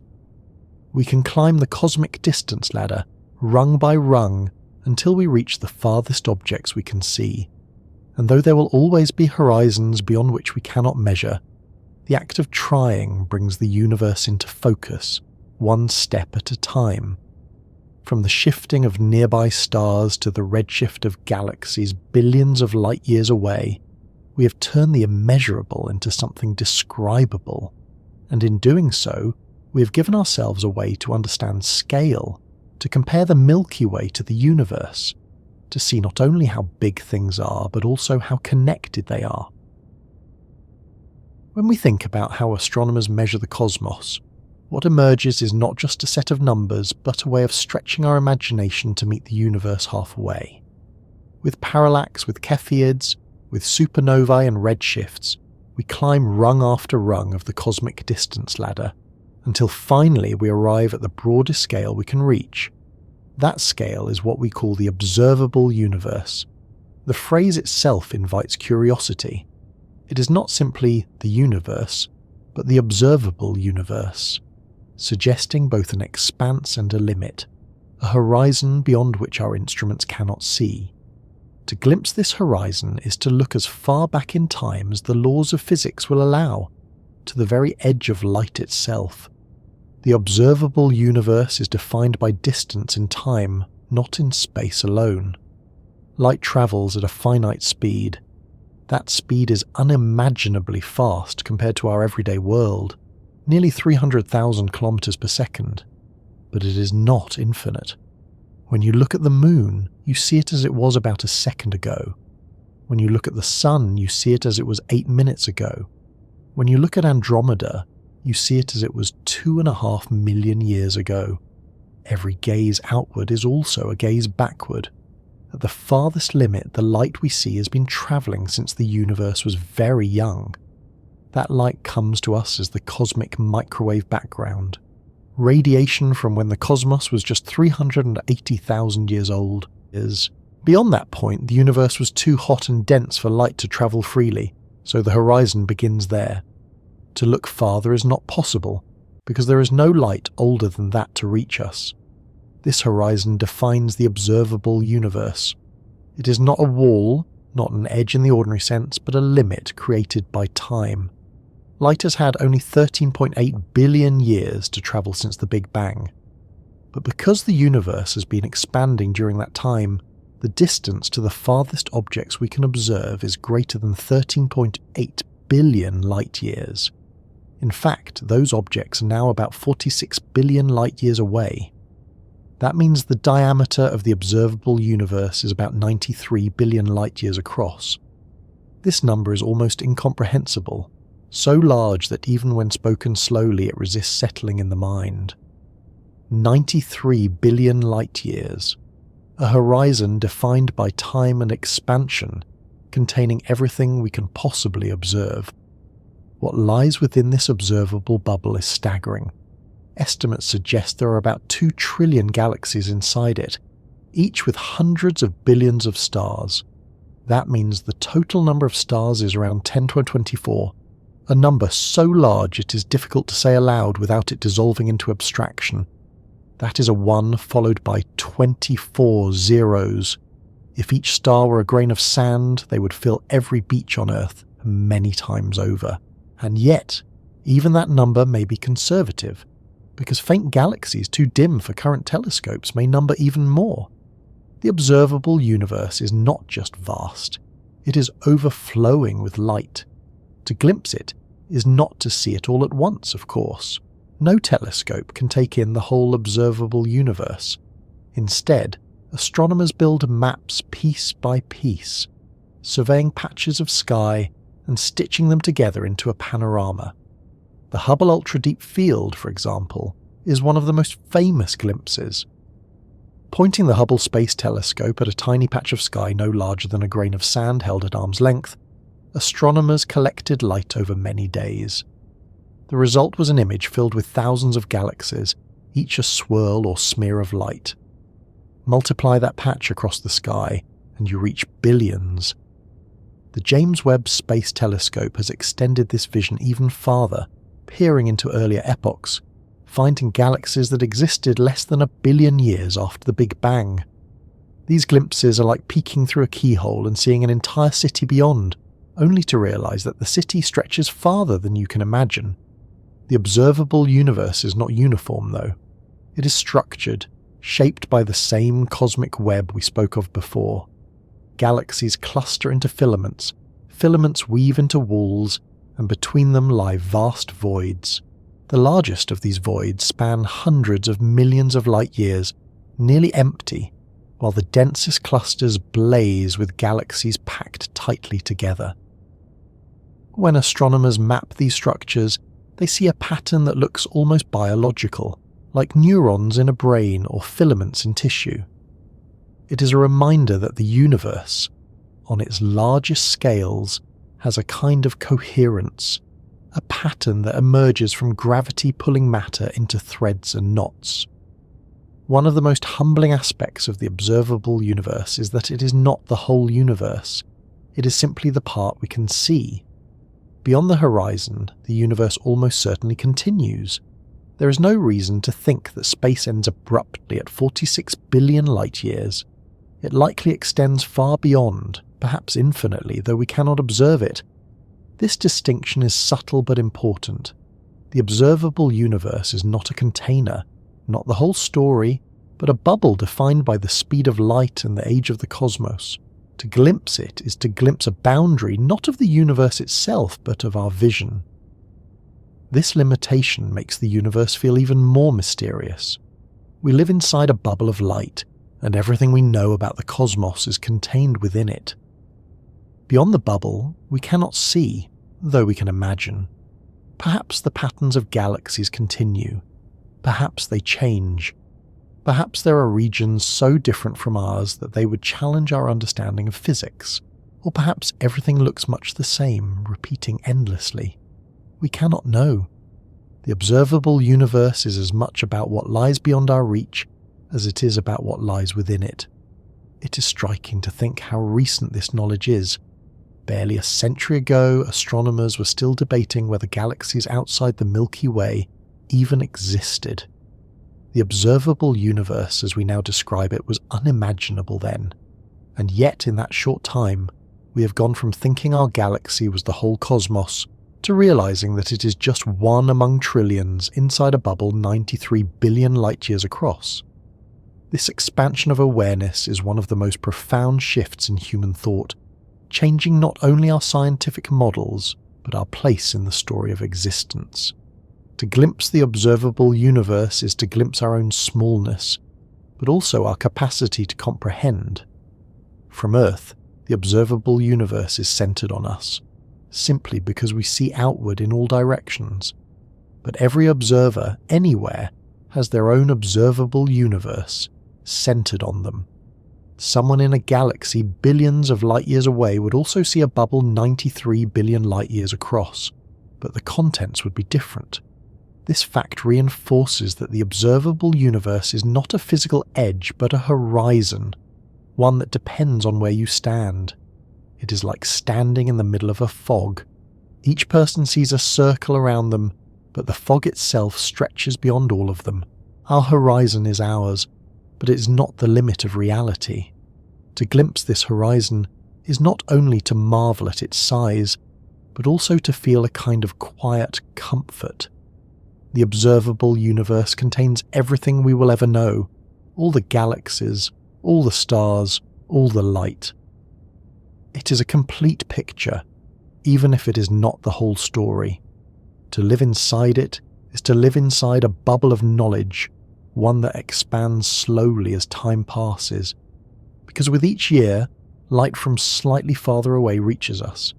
The observable universe is growing, not because space itself is expanding into something, but because more of it becomes visible as light travels. Every second, more of the cosmos enters our sight, more of the past arrives at our doorstep. This thought makes the observable universe not just a limit, but a process. It is a horizon that changes, a boundary that recedes with time. It reminds us that we live not in a static cosmos, but in a dynamic one, where new discoveries are always possible. To glimpse it today is to see one picture. To glimpse it 1,000,000 years from now would be to see more, to add new galaxies to the map, to extend the bubble outward. The observable universe is not fixed.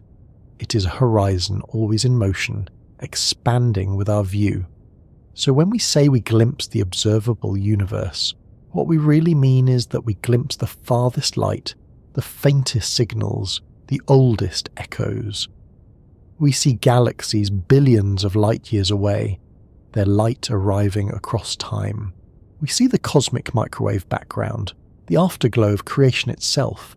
We see structure on the larger scales, filaments and walls spanning hundreds of millions of light-years.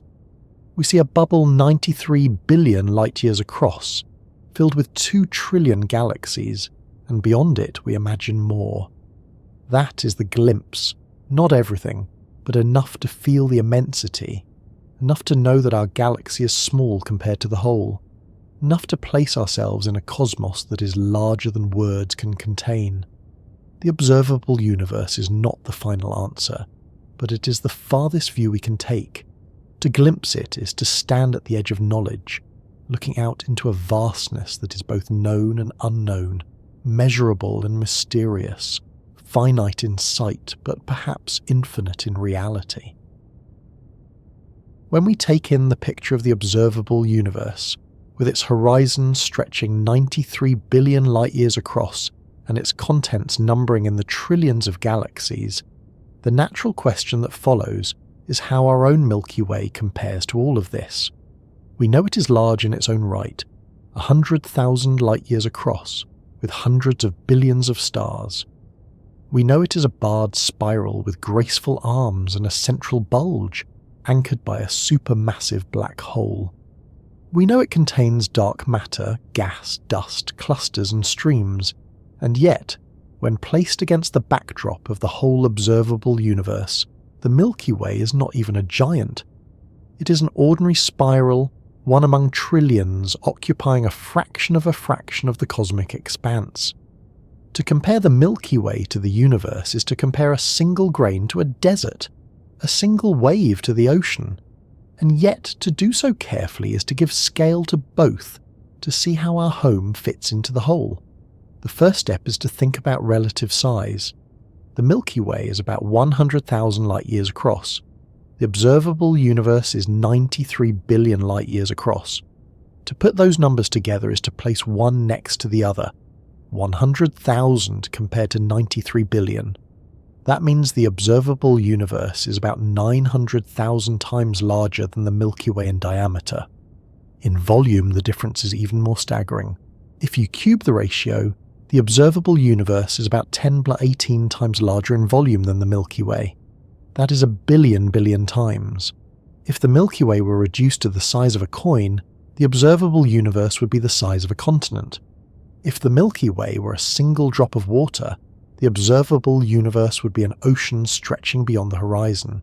The next step is to compare populations. The Milky Way contains between 200 and 400 billion stars. That number is immense on its own, enough that every human alive could have dozens of suns to themselves. But the observable universe contains about 2 trillion galaxies. If each one has an average of 100 billion stars, the total number of stars is around 10^24. That is a septillion, a 1 with 24 zeros. Compared to this, the Milky Way stars are a drop in a cosmic bucket, a few 100 billion out of a septillion.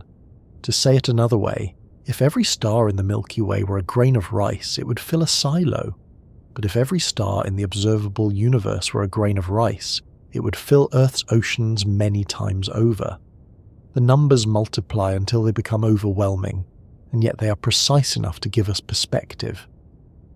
The Milky Way is also not exceptional in type. It is a barred spiral, mid-sized, with an ordinary supermassive black hole at its centre. Galaxies come in many forms, ellipticals containing trillions of stars, dwarf irregulars with only millions, spirals with graceful arms, and lenticulars that are somewhere in between. The Milky Way falls in the middle of this spectrum. Andromeda, our nearest large neighbour, is larger. Ellipticals like M87s in the Virgo cluster are much larger still, containing several trillion stars. Dwarfs like the Magellanic Clouds are smaller. Against the universe, the Milky Way is typical, not the largest, not the smallest, not unusual in shape or features. To us it feels immense and unique, but in the larger context it is an average citizen of the cosmos, one spiral among countless others. This ordinariness is, in a way, profound. If the Milky Way were unusual, it might suggest that our place in the universe is special, a rare exception. But the fact that it is typical suggests that the universe is filled with galaxies like ours, each with stars, planets, and perhaps life.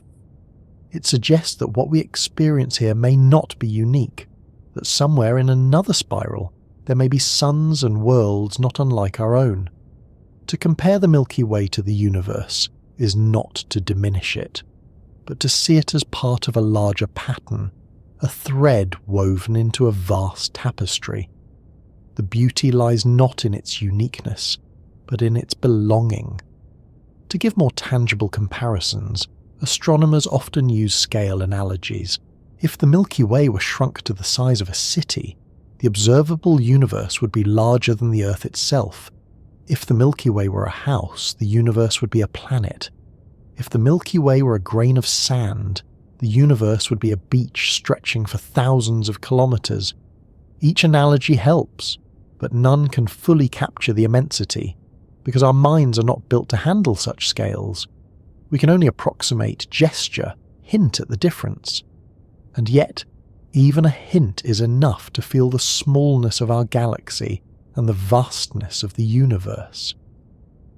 The comparison also brings time into focus. The Milky Way is about 13 billion years old, nearly as old as the universe itself. It formed not long after the first galaxies, growing through mergers and accretion. Its stars trace back to nearly the beginning. In this sense, the Milky Way is ancient, but the universe is older still. The first galaxies formed when the universe was only a few 100 million years old. Since then, galaxies have grown, collided, evolved, and changed. The Milky Way is part of that history, a product of cosmic evolution, but not the whole story. To compare the two is to see the Milky Way as a chapter in a much larger book, one of trillions of chapters, each with its own plot, each contributing to the narrative of the universe. Another perspective comes from motion. The Milky Way orbits within the local group, drifting toward Andromeda. The local group itself is moving toward the Virgo cluster. Virgo is moving within Laniakea. All of these motions are part of the flow of the cosmic web, currents of gravity that shape the universe. Compared to these flows, the Milky Way is a single leaf in a river, carried along by forces much larger than itself. The observable universe is the river system, stretching across the landscape. The comparison shows not only difference in size, but difference in context. The Milky Way is part of something larger, moving within it, shaped by it, inseparable from it. This comparison can feel humbling, but it can also feel comforting. To know that our galaxy is ordinary, that it is one of trillions, that it is small compared to the universe, is to know that we belong to something vast. Our place is not at the centre, not at the edge, not unique, but part of the whole. The Milky Way is not diminished by the universe, it is completed by it, given context, given meaning. To live in the Milky Way is to live in the universe, not apart from it, not separate, but inside it, woven into it, indistinguishable from it. It is also important to remember that while the Milky Way is small compared to the universe, it is still large compared to us. 100,000 light-years across, hundreds of billions of stars, billions of planets. To travel across it is impossible on human timescales. To explore even a fraction of it would take millennia. Our lives are contained within a tiny corner of the galaxy, and yet we can still compare it to the universe. This layering of scale is part of the wonder. We are small compared to the galaxy is small compared to the universe, and yet we can comprehend all three. The act of comparison itself is extraordinary, a product of minds that can stretch across billions of light-years in thought. Comparing the Milky Way to the universe also raises questions about what lies beyond. The observable universe is only what we can see. Beyond it, the universe may continue indefinitely. In that case, the Milky Way is not one of trillions, but one of an uncountable number, scattered across infinite space. Against that backdrop, the difference between 100,000 light-years and 93 billion light-years becomes almost trivial. Both are small compared to infinity. This possibility does not make the Milky Way less important. It makes it more remarkable that we can know it at all, that we can describe it, that we can compare it to the universe we can see. As we linger on this thought, the comparison becomes less about numbers and more about perspective. The Milky Way is our home. The universe is the landscape in which that home sits. To compare them is to understand that home is both small and large, both ordinary and extraordinary, both a grain and a galaxy. It is to accept that scale is relative, that meaning does not depend on size, that belonging is as important as immensity.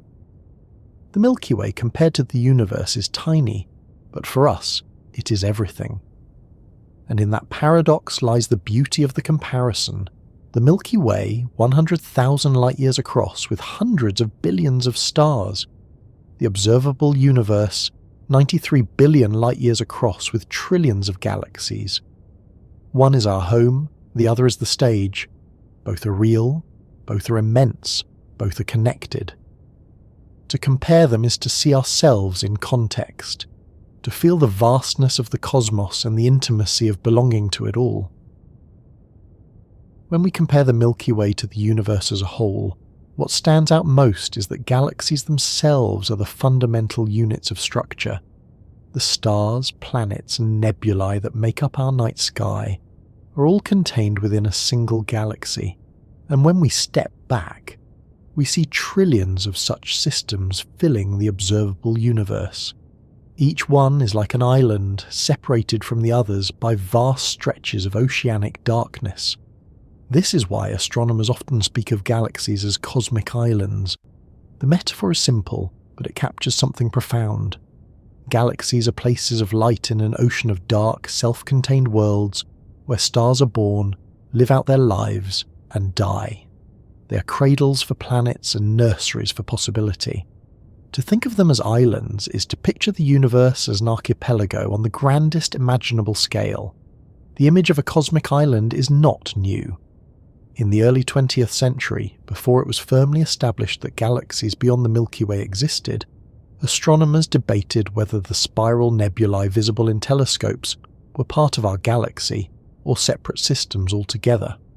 Some argued they were clouds of gas inside the Milky Way. Others suggested they were island universes, entire galaxies in their own right.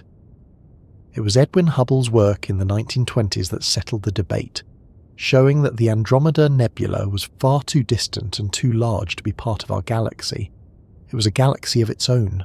From that moment forward, the universe expanded in our imagination, as we came to understand that the Milky Way was just one island among countless others scattered through the cosmic sea. What makes galaxies feel like islands is not only their separation, but their self-contained nature. Each galaxy is bound together by its own gravity, a collection of stars, gas, dust, and dark matter, orbiting a common centre. Like islands, they are surrounded by vast expanses of emptiness. To travel from one to another is like crossing an ocean, a journey so long that even light takes millions of years.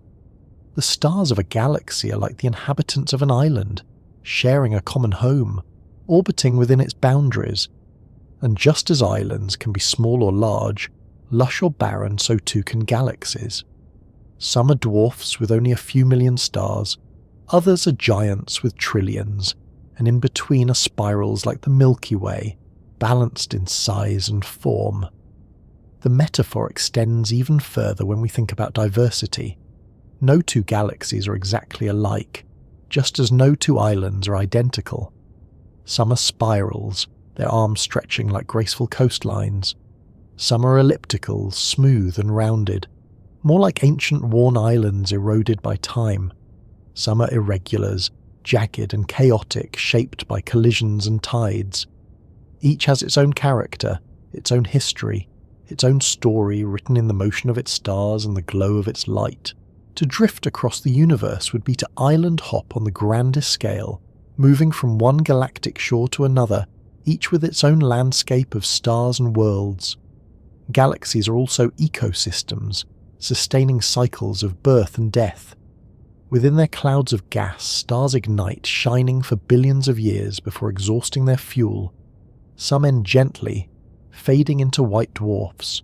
Others end violently, exploding as supernovae that scatter heavy elements into space. Those elements, carbon, oxygen, iron, and more, seed the next generation of stars and planets. In this way, galaxies recycle themselves, turning old matter into new light, sustaining the cosmic archipelago. Each galaxy is not just an island, but a living island, evolving, changing, reshaping itself over time. The space between galaxies, the vast ocean of intergalactic voids, makes their island-like nature even more vivid. Inside a galaxy, stars may be separated by light years, but they are still relatively close compared to the emptiness between galaxies. Between the Milky Way and Andromeda, for example, lies 2.5 million light-years of space, with only a handful of stray stars. Compared to that gulf, the interior of a galaxy feels crowded. To imagine galaxies as islands is to acknowledge that the spaces between them are real oceans of emptiness, so deep and wide that crossing them is beyond anything we can picture. The islands shine all the brighter because of the ocean that surrounds them. The idea of galaxies as islands also changes how we think about belonging. When you live on an island, you know that your world has boundaries. You can walk to the shore and see the water stretching away in every direction, but you also know that other islands exist far across the waves, even if you cannot see them. To live in a galaxy is much the same. We know the stars around us, the arms of the Milky Way, the structure of our home, and we know that beyond it lie other galaxies, other homes, other islands of light. Even if we will never reach them, their existence shapes our understanding of where we live. The Milky Way is not the only island. It is one among many, part of an archipelago that stretches across the universe. This perspective can be both humbling and comforting. It is humbling because it reminds us that we're not at the centre of everything, not unique, not solitary. Our galaxy is one island among trillions. But it is comforting because it reminds us that we're not adrift alone in the dark. There are other islands, countless others, shining across the cosmic sea. We belong to an archipelago, even if the ocean between is too vast to cross. The stars we see at night are local, but the light of other galaxies reaches us too, faint smudges that are reminders of neighbours beyond our shores. Galaxies as islands are not static. They move through the ocean, carried by gravity, sometimes colliding with one another.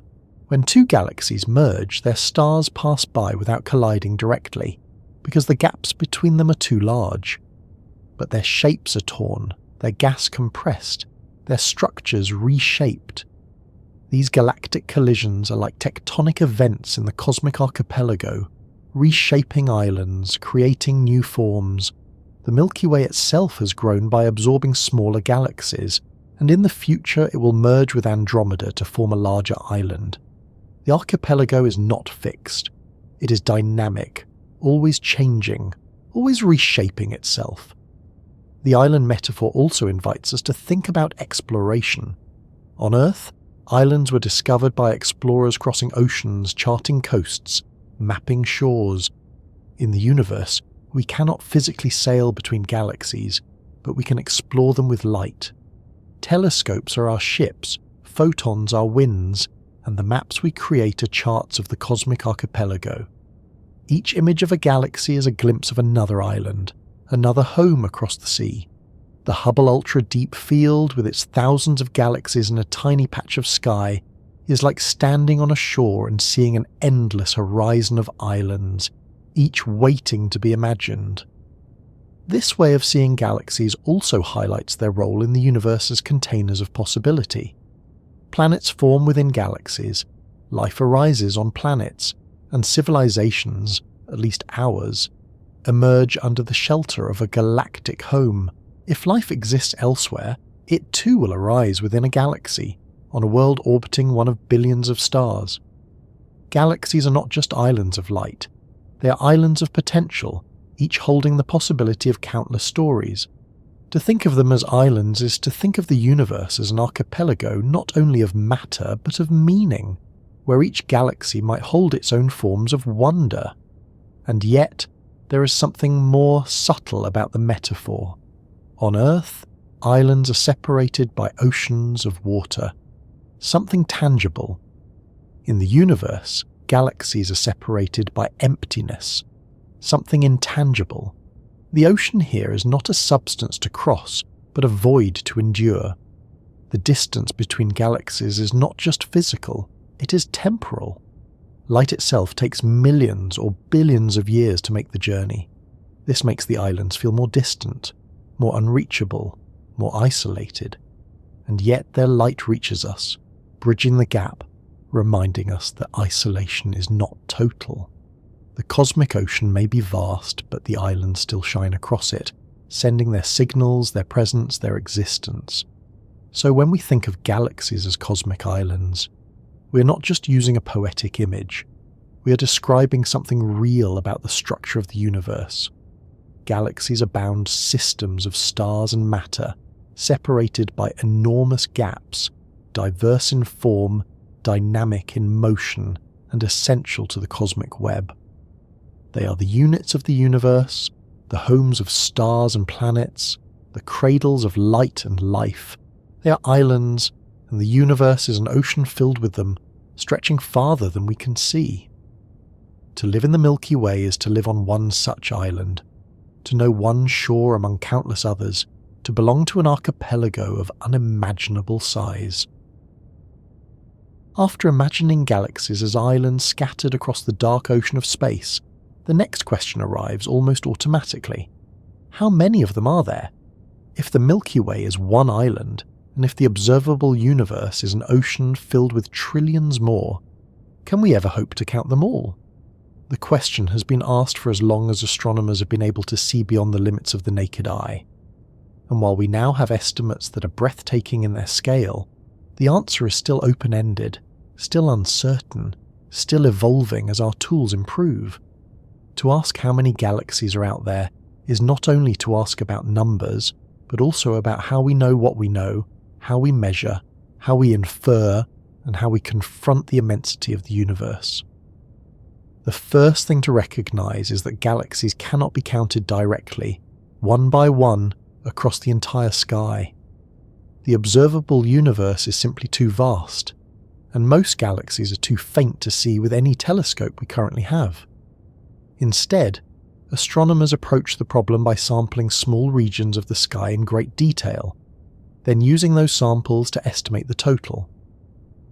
One of the most famous of these samples is the Hubble Deep Field, and later the Hubble Ultra Deep Field. By pointing the Hubble Space Telescope at a tiny patch of sky and collecting light over many days, astronomers revealed thousands of galaxies in an area no larger than a grain of sand held at arm's length. Extrapolating from that image across the entire sky suggests billions upon billions of galaxies. The later Hubble Frontier Fields and now the James Webb Space Telescope have extended this work even farther, pushing back to earlier epochs of the universe and revealing galaxies that formed only a few 100 million years after the Big Bang. Based on this kind of sampling, estimates have changed dramatically over the years. For much of the 20th century, astronomers thought there might be a few 100 billion galaxies in the observable universe. But in 2016, a team analysing deep-field data concluded that the true number might be closer to 2 trillion. That is 1,000 times larger than the number of galaxies catalogued at the time.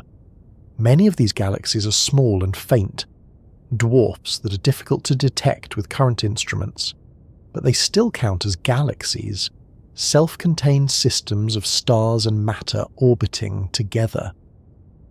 The discovery that there may be 2 trillion galaxies reshaped our understanding of just how crowded the cosmic archipelago really is. And yet, even this number may not be final. As telescopes improve, as surveys grow deeper and wider, we may find that the number is higher still. Many galaxies may lie hidden in the faintest reaches of the universe, too dim or too diffuse for us to detect. Others may have merged or been disrupted over time, leaving behind only remnants. Counting galaxies is like counting trees in a forest while standing in a clearing. You can see the nearest ones clearly, estimate the density and project outward. But there will always be trees hidden behind others, trees too small to notice, trees beyond the horizon. The forest is larger than any count can fully capture. Another complexity comes from how we define a galaxy. At one end, there are giant ellipticals with trillions of stars dominating clusters. At the other, there are faint dwarfs with only a few million stars, barely held together by gravity. At what point does a collection of stars become a galaxy, rather than just a cluster? Astronomers draw the line at gravitational binding. If the stars are bound together into a stable system, it is a galaxy. But even then, the boundary can be fuzzy.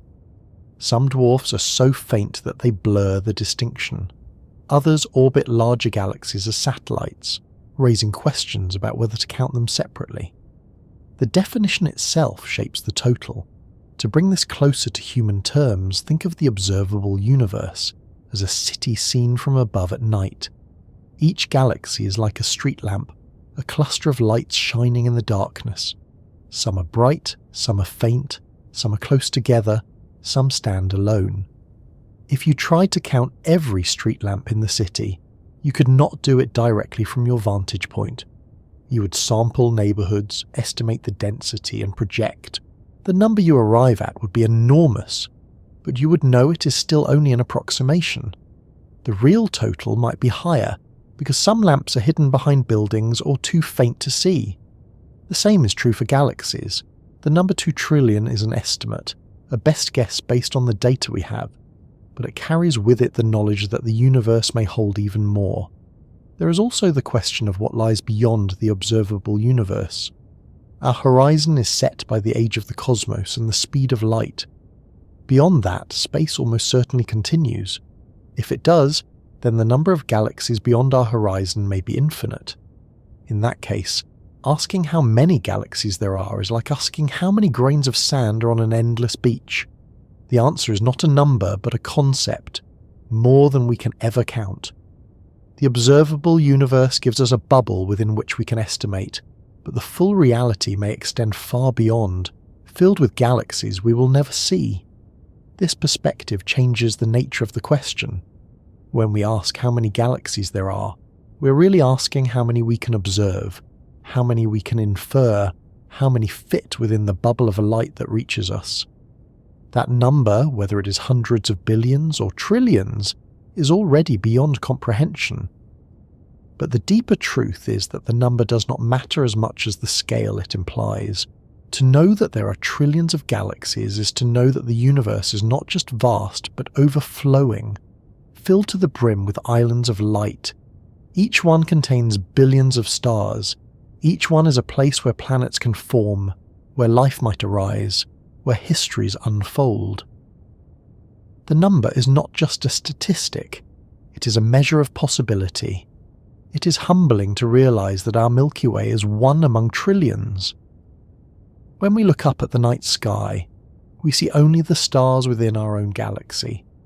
The other galaxies are too far away to appear as more than faint smudges, and yet those smudges represent systems as large and complex as our own, multiplied across the sky by the trillions. The universe is not a sparse wilderness with a few scattered islands. It is a crowded archipelago, more populated than we can fathom. The spaces between may be vast, but the total number of galaxies ensures that the cosmos is alive with light. And still, there is something soothing about the fact that we do not know the exact number. The uncertainty is part of the mystery, part of the beauty. We can estimate, we can infer, we can push our instruments to their limits, but the universe will always hold more than we can count. To live within it is to accept that there are things we will never fully know, horizons we will never fully cross, numbers we will never fully pin down, and yet we can still glimpse enough to be awed, enough to understand that the universe is richer and fuller than any list could capture. So when we ask how many galaxies are out there, the best answer is that there are more than we can see, more than we can count, more than we can imagine. Hundreds of billions at the least, trillions by current estimates, perhaps infinitely many beyond our horizon, each one an island of stars, each one a place, each one part of the cosmic web. The number is vast, but the meaning is simple. The universe is filled with galaxies, and we live inside one of them. That knowledge is enough to carry us forward, enough to remind us of both our smallness and our belonging, enough to let us rest in the wonder of it all. When we think about how many galaxies there are, and about the trillions of islands scattered across the cosmic ocean, it naturally leads to another question. How do we see them at all, and what limits how far we can look? The answer lies in light. Light is the messenger of the universe, carrying information across unimaginable distances. Every star, every galaxy, every explosion or flicker in the cosmos sends out light, and when some of that light reaches us, we can read it, measure it, and use it to glimpse places we will never visit. But light also sets the boundaries of our vision, because it travels at a finite speed, and because the universe has only existed for a finite time, there are edges to what we can see. To think about light and distance is to think about both the power of sight and the edges of sight, the horizons that define our cosmic view. The first thing to realize is that when we look into the sky, we are not seeing things as they are now, but as they were when their light began its journey. The moon we see is 1 second in the past. The sun is 8 minutes in the past. The nearest stars are years in the past. Andromeda is 2.5 million years in the past. The galaxies and deep fields imaged by the Hubble and James Webb telescopes are billions of years in the past. Looking outward is looking backward. Every star and galaxy is a time capsule, its light a record of history. When we gaze at the night sky, we are surrounded not just by space but by time, layered around us in concentric shells. This layering has a consequence. It means that the farther we look, the younger the universe appears. The nearest stars are in the present, but the galaxies billions of light years away show us what the cosmos looked like when it was still in its infancy. By collecting their light, we can reconstruct the history of the universe, tracing it back to its earlier stages. This is why telescopes that see farther are also telescopes that see earlier. The James Webb Space Telescope is powerful, not just because it can detect faint galaxies, but because those galaxies are so far away that their light left them billions of years ago, letting us witness the universe when it was less than 1 billion years old. Light also carries another signal, one created by the expansion of the universe. As space stretches, it stretches the light travelling through it, shifting it toward longer, redder wavelengths. This redshift is like a cosmic fingerprint of distance. The more distant a galaxy, the more its light is redshifted. By measuring the redshift of a galaxy's spectrum, astronomers can estimate how far away it is and how long its light has been travelling. This makes redshift one of the most important tools in cosmology, a way of turning light into distance, of turning faint smudges into precise markers of the universe's expansion. But redshift also reveals a limit. Beyond a certain distance, the expansion stretches light so much that it slips beyond what our instruments can detect.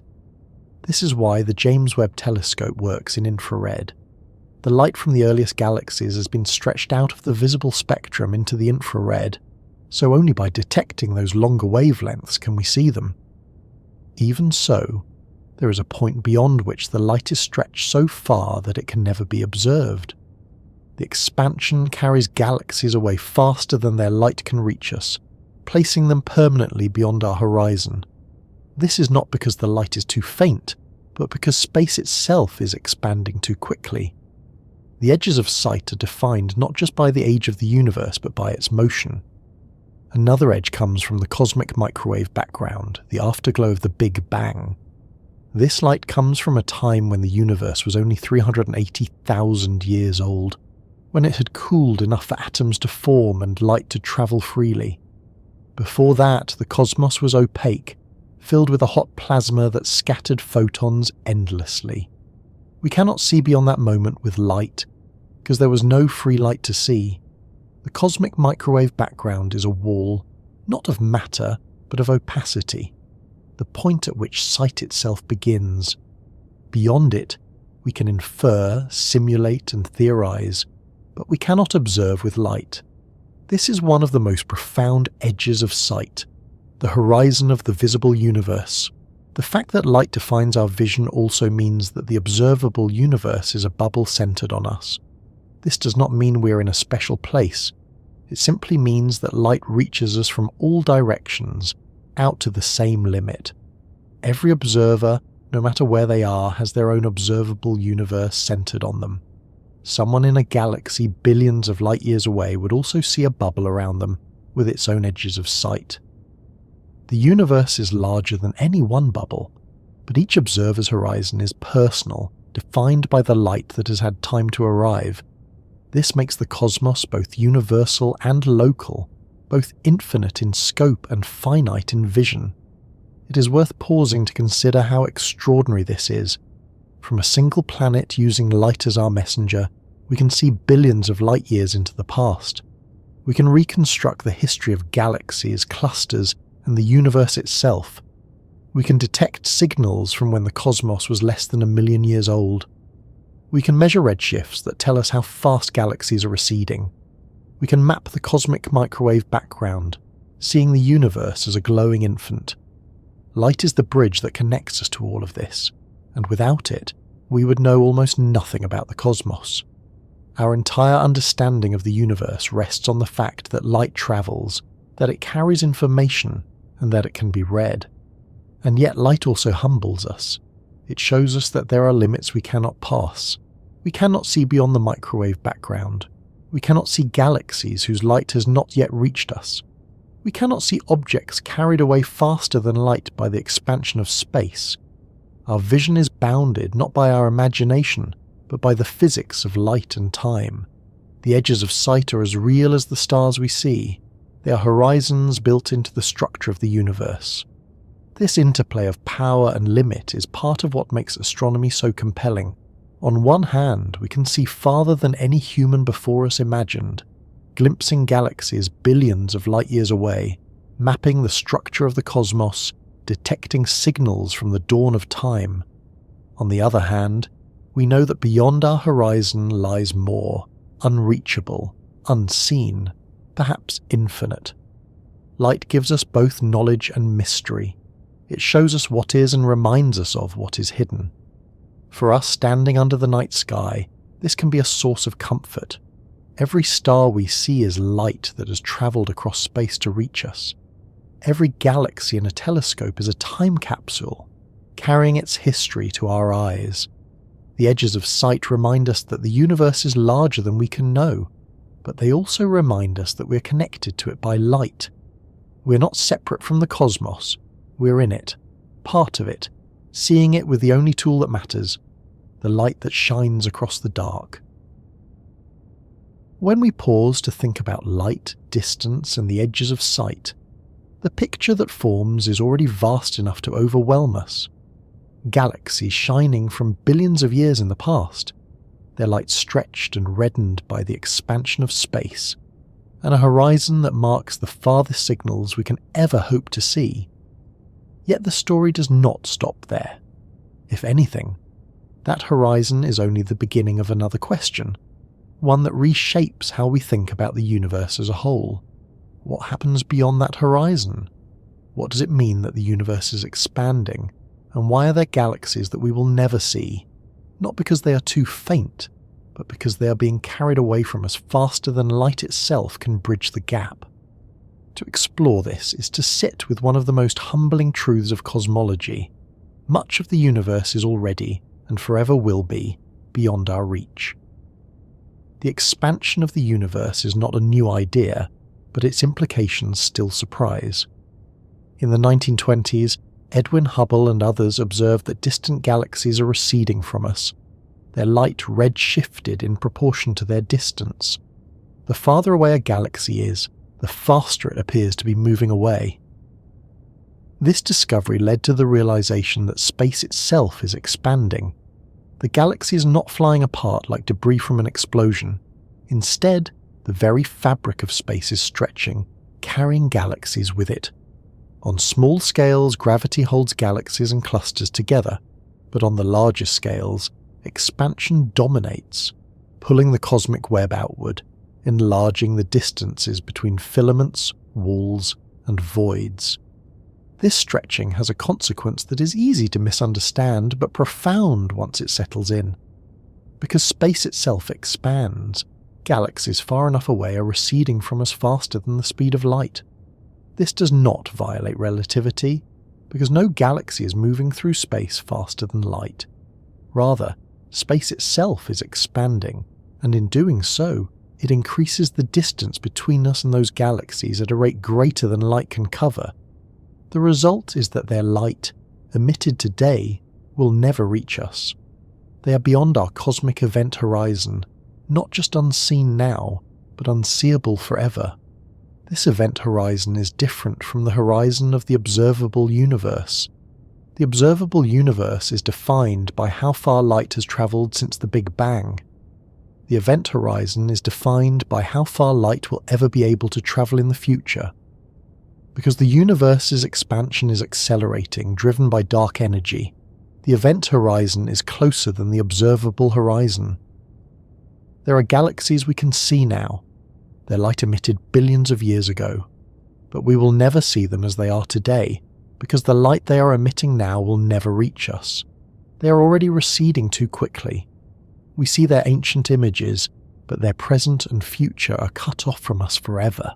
This is one of the strangest and most sobering aspects of the expanding universe. We live in a cosmos filled with galaxies, and yet the majority of them are already beyond reach. Over time, as expansion continues, even more will slip beyond the event horizon. In tens of billions of years, galaxies outside our local group will fade from view entirely. Their light will be stretched until it becomes undetectable, leaving only the faint glow of our own cluster of galaxies. For any future observers, the universe will appear dark and empty, with no evidence of the cosmic web that we can see today. The knowledge we have now is, in a sense, a gift of timing. We live at a moment when the universe is still transparent enough, still filled with visible galaxies, still rich with signals to read. Far in the future, much of that richness will vanish from sight. This leads to a realization that is both unsettling and grounding. Our picture of the universe is temporary, not because the cosmos itself is changing too quickly, but because our view is limited by expansion. The edges of sight are not fixed. They move, receding as light arrives from farther away, but also shrinking in what is possible as expansion pushes galaxies out of reach. It is as though we stand on a shore, watching ships drift across the horizon. Some ships arrive, their sails catching the light as they approach. Others, already too far, disappear into the haze, never to be seen again. The sea is full of ships, but only some pass through our line of sight. The rest sail into distances we cannot follow. The discovery of accelerated expansion in the 1990s made this picture even starker. Before that, astronomers debated whether the universe's expansion would continue forever, or eventually slow and reverse under the pull of gravity. The discovery that expansion is accelerating changed the question. Now it is not a matter of whether galaxies will keep drifting apart, but how quickly they will slip beyond reach. The driver of this acceleration is dark energy, a mysterious component of the universe that makes up about 70% of its total energy density. We do not know what dark energy is, only that it acts as a kind of negative pressure, pushing space apart. Its presence ensures that expansion will not only continue but accelerate, making the event horizon an unavoidable feature of our future. To live in an expanding universe is to live with horizons, the observable horizon defined by the age of the cosmos, the event horizon defined by the acceleration of expansion. These horizons are reminders that we are not at the centre, not privileged, but simply limited by physics. The light we see is the light that has had time to arrive. The galaxies we will never see are not hidden by choice, but carried away by the universe's own growth. The cosmos is not infinite in our perception, even if it is infinite in reality. It is bounded by the speed of light and the stretch of space. And yet, this limitation is not cause for despair. It is part of what makes our current view so precious. To know that galaxies are slipping away is to know that we live in a rare era of cosmic clarity, when the sky still holds evidence of the Big Bang, when the cosmic web is still visible, when the universe still reveals its history in light. Future observers, trillions of years from now, will not see what we see. They will live in a dark universe, with only their local galaxies visible, with no microwave background to study, with no expansion to detect. For them, the universe will appear static, isolated, small. Only now, in this narrow window, is the universe transparent enough and young enough to show us its full story. This thought makes our moment in cosmic history feel both fleeting and extraordinary. It also reframes how we think about distance. When we say a galaxy is 1 billion light-years away, we're describing not just how far its light has travelled, but also how expansion has reshaped that distance. In fact, the galaxy is now much farther away than the distance implied by its light travel time, because space has stretched in the meantime. This is why cosmology often distinguishes between light travel distance, co-moving distance, and proper distance. Each tells a different part of the story. The numbers can feel abstract, but the point is simple. Distance in an expanding universe is not fixed. It grows, it stretches, it carries galaxies outward, sometimes beyond reach altogether. To sit with this thought is to accept that the universe is not a place we can map fully. It is a place we can glimpse, describe, estimate, but never hold in its entirety. The expansion ensures that some parts are always beyond us, some light never to arrive, some galaxies forever unseen. Our maps are partial, our knowledge bounded, our horizons inevitable. But within those bounds, the view is astonishing. We can see billions of galaxies, trace billions of years, glimpse the afterglow of creation. We can measure the rate of expansion, detect the presence of dark energy, and describe the cosmic web. Even if much lies beyond, what lies within is enough to fill us with wonder. The thought of galaxies slipping away can feel lonely, as though the universe is emptying out around us. But there is another way to see it. The galaxy is not leaving us. We are all carried by the same expansion, all part of the same fabric. The universe is not scattering us apart, but stretching itself evenly. We remain connected by the history we share, by the light that has already left, by the story written in the sky. The ships on the horizon may disappear, but their trails remain in the waves, their signals remain in the light we catch. The universe expanding beyond reach does not erase what is. It only sets the boundaries of what will be. So when we think about the universe expanding beyond reach, we are really thinking about time, about perspective, about the balance between what we can know and what we cannot. The observable universe shows us the past. The event horizon defines the limits of the future. Between them lies our present, a moment when galaxies still shine, still send their messages, still remind us of the immensity beyond. To live in this moment is to live in a rare window of cosmic clarity, a time when the universe is still open, still full, still visible. And even as expansion carries most of it beyond our reach, the part we can see is enough to remind us that we belong to something vast, mysterious, and beautiful. When we think about the universe expanding beyond reach, with galaxies carried away faster than light can bridge the gap, another thought naturally follows. Why is the universe so much bigger than our galaxy in the first place? Why do we live in a cosmos that stretches 93 billion light-years across, when the Milky Way itself is only 100,000 light-years wide?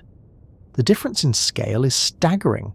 The Milky Way is already vast beyond human comprehension, but compared to the universe, it is a grain of sand on an endless beach.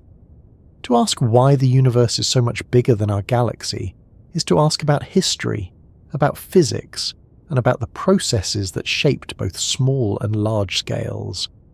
It is not a question with a single answer, but rather a set of reasons that together explain the immense contrast. The first and most fundamental reason is the origin of the universe itself. The universe began in the Big Bang, not an explosion in space, but an expansion of space itself. From a hot, dense beginning, the universe expanded and cooled, creating the conditions for matter to form, for atoms to appear, for light to travel. That expansion has continued for 13.8 billion years.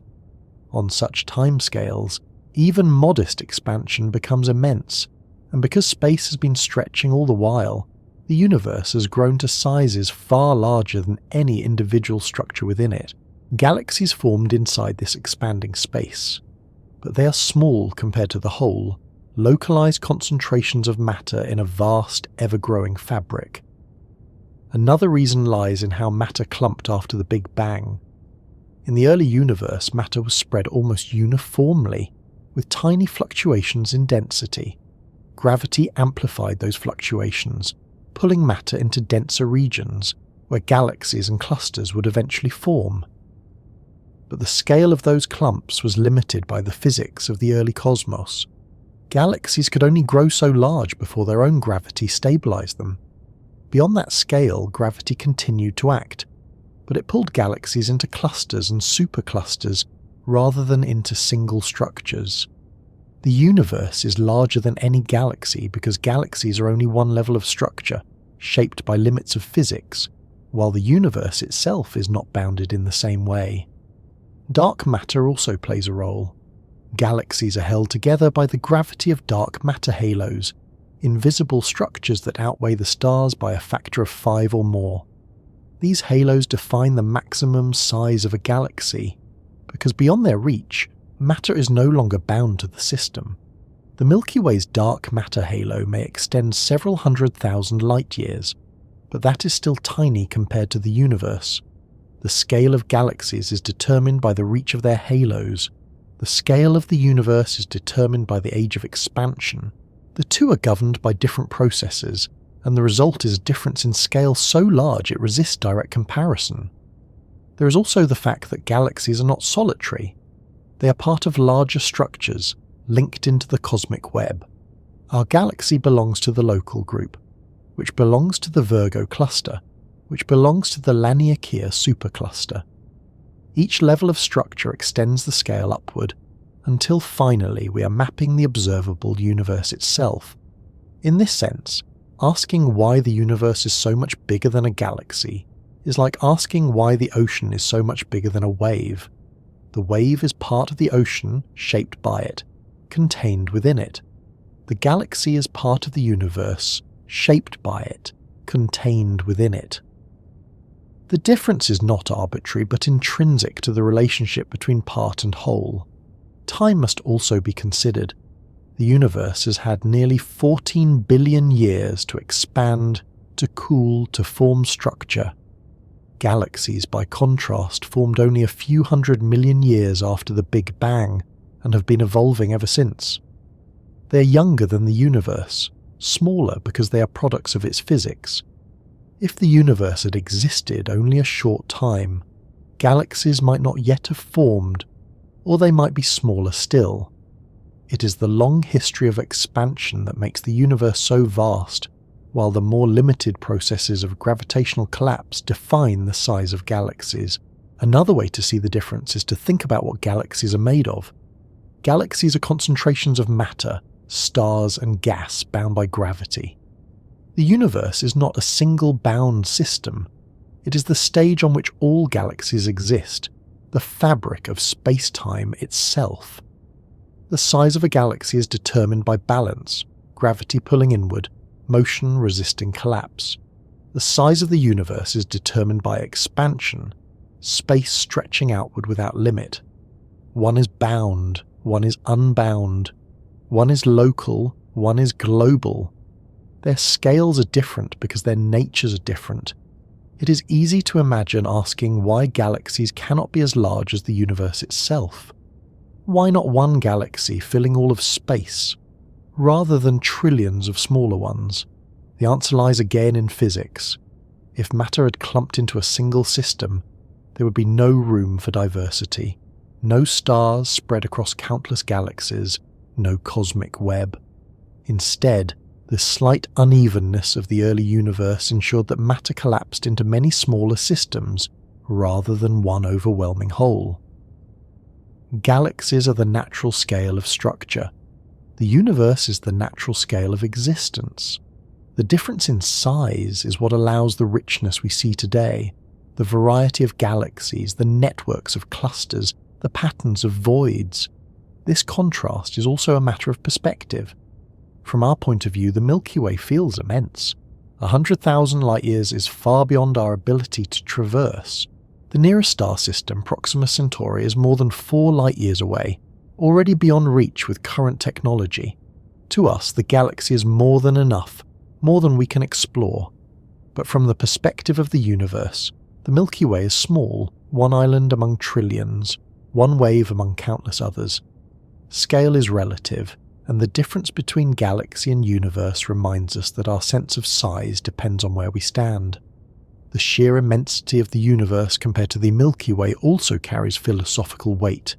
It suggests that our galaxy, though vast to us, is not the measure of all things. It is part of a much larger whole, one we can glimpse but never fully contain. This does not make the Milky Way less meaningful. It makes it more precious because it is our home, our island in the sea, our wave in the ocean. The fact that the universe is so much larger does not diminish the galaxy. It gives it context, showing us that we live not in isolation but in connection, part of something vast beyond measure. This context also opens possibilities. If there are trillions of galaxies, each with billions of stars, then the potential for planets and life is multiplied beyond imagining. The fact that the universe is so much bigger than our galaxy is not just a fact of scale, it is a fact of possibility.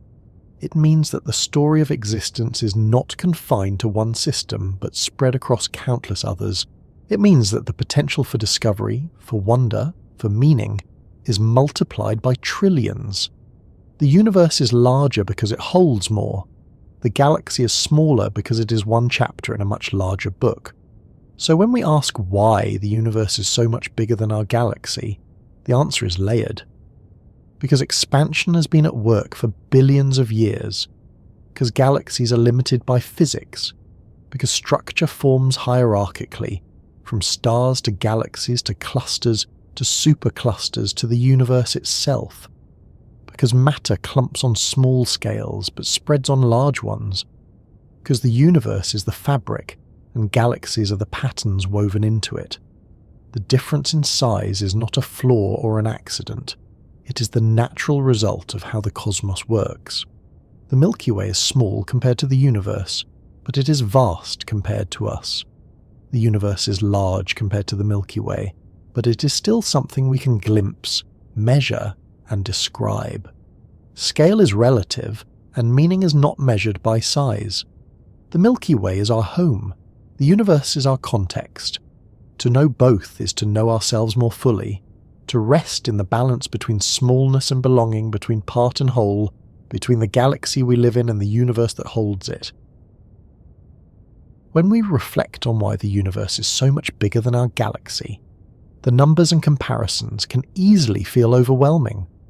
93 billion light-years across, 2 trillion galaxies within sight, trillions upon trillions of stars scattered across a cosmic web that stretches farther than light has had time to travel. Against that backdrop, the Milky Way is a small island. Against the Milky Way, Earth is a speck.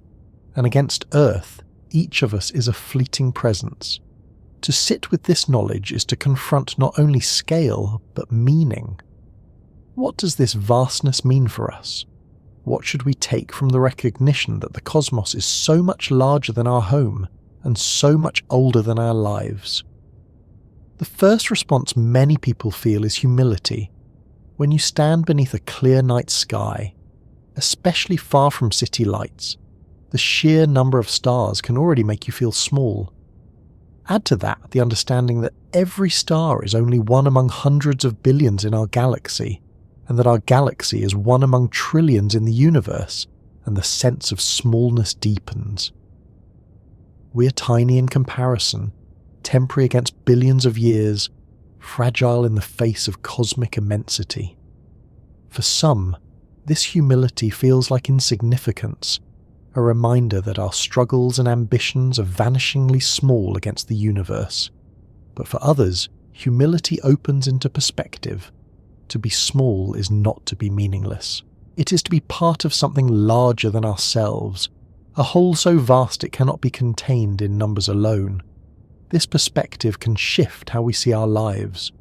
The problems of daily existence, frustrations, deadlines, disappointments, can shrink when viewed against the cosmic scale. They do not disappear, but they take on a new proportion. To realize that galaxies are slipping beyond reach, that stars are being born and dying across billions of light years, is to remember that our own concerns are not the whole story. We are participants in a universe far larger than our individual selves, and sometimes that reminder can bring calm. It can soften the edges of urgency and open space for gratitude. The vastness also inspires wonder. To know that there are trillions of galaxies is to know that the universe is not just large, but abundant. It is overflowing with light, with stars, with potential. Every galaxy contains billions of suns. Many of those suns likely have planets. Some of those planets may have conditions where life could emerge. The vastness multiplies possibility, making it difficult to imagine that we are the only conscious beings in existence. This thought can be exhilarating, a reminder that the universe may be alive with stories beyond our own, even if we never encounter them. The immensity becomes not emptiness, but promise. At the same time, the vastness emphasizes fragility. Earth is small, delicate, and alone in a wide ocean of dark. The conditions that make life possible are narrow. The right distance from the sun, the right mix of atmosphere, the right history of geology and chemistry. Against the universe, our planet is a rare haven. Recognizing this can deepen our sense of responsibility. If the universe is filled with galaxies but life is rare, then the life on Earth is precious beyond measure. The vastness becomes a mirror, showing us that our world is not disposable, that our survival is not guaranteed, and that our choices matter. The immensity also raises philosophical questions. If the universe is so much larger than our galaxy, what is our role within it? Are we a random byproduct of physics, or are we part of a pattern that repeats elsewhere? Is our consciousness a rare flicker in a dark cosmos, or one of countless lights? The vastness does not answer these questions, but it frames them, making them more poignant. To be aware of the universe at all is remarkable. Galaxies do not know themselves. Stars do not reflect on their size, but we can. Somehow, a species on a small planet orbiting an ordinary star in a typical galaxy has gained the ability to measure the cosmos and ask what it means. That ability is itself extraordinary, and it may be the meaning we bring to the vastness. Another way to approach the question is through connection. Though the universe is larger than we can comprehend, we are not separate from it. We are made of the same elements forged in stars, the same atoms born in the Big Bang. Every atom in your body, every breath you take, every thought you think is part of the cosmos. You're not outside it, looking in. You're inside it, woven into it, a product of it. The vastness is not something alien. It is home. To realize this is to shift from seeing ourselves as small strangers in a giant universe to seeing ourselves as small parts of a single whole. The vastness means we belong, not because we are large, but because we are inseparable. For some, this thought is deeply comforting. It means that even though our lives are brief, even though our scale is tiny, we are not isolated. We are expressions of the universe itself, temporary gatherings of atoms that were once in stars and will one day return to them. Our consciousness is a momentary way for the cosmos to know itself.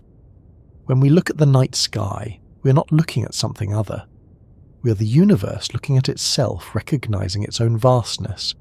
This does not make us less. It makes us extraordinary, precisely because we can know it. The vastness also shapes how we imagine the future. On human scales, we think in years and centuries. On cosmic scales, stars live for billions of years, galaxies merge over eons, the universe itself will expand for trillions. Against this backdrop, our moment is brief, but it is also unique. We live at a time when the universe is still visible, when the cosmic microwave background can still be detected, when galaxies can still be mapped.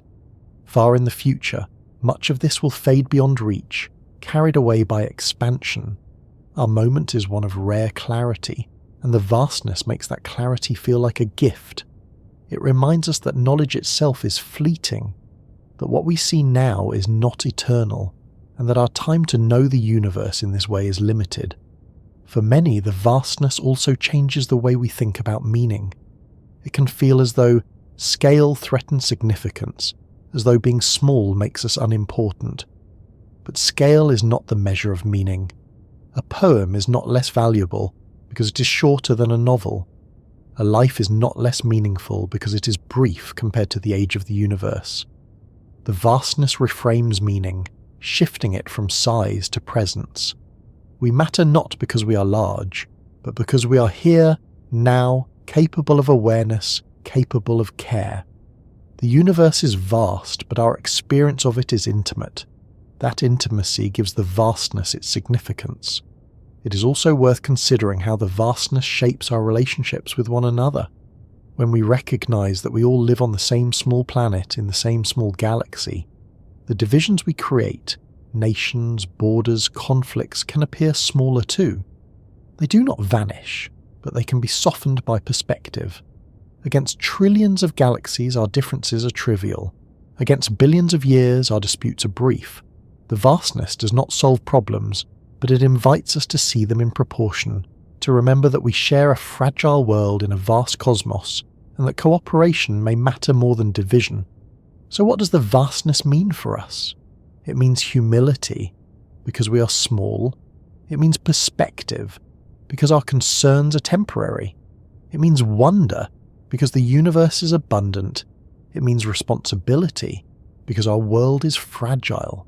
It means connection, because we are made of the same matter as the stars.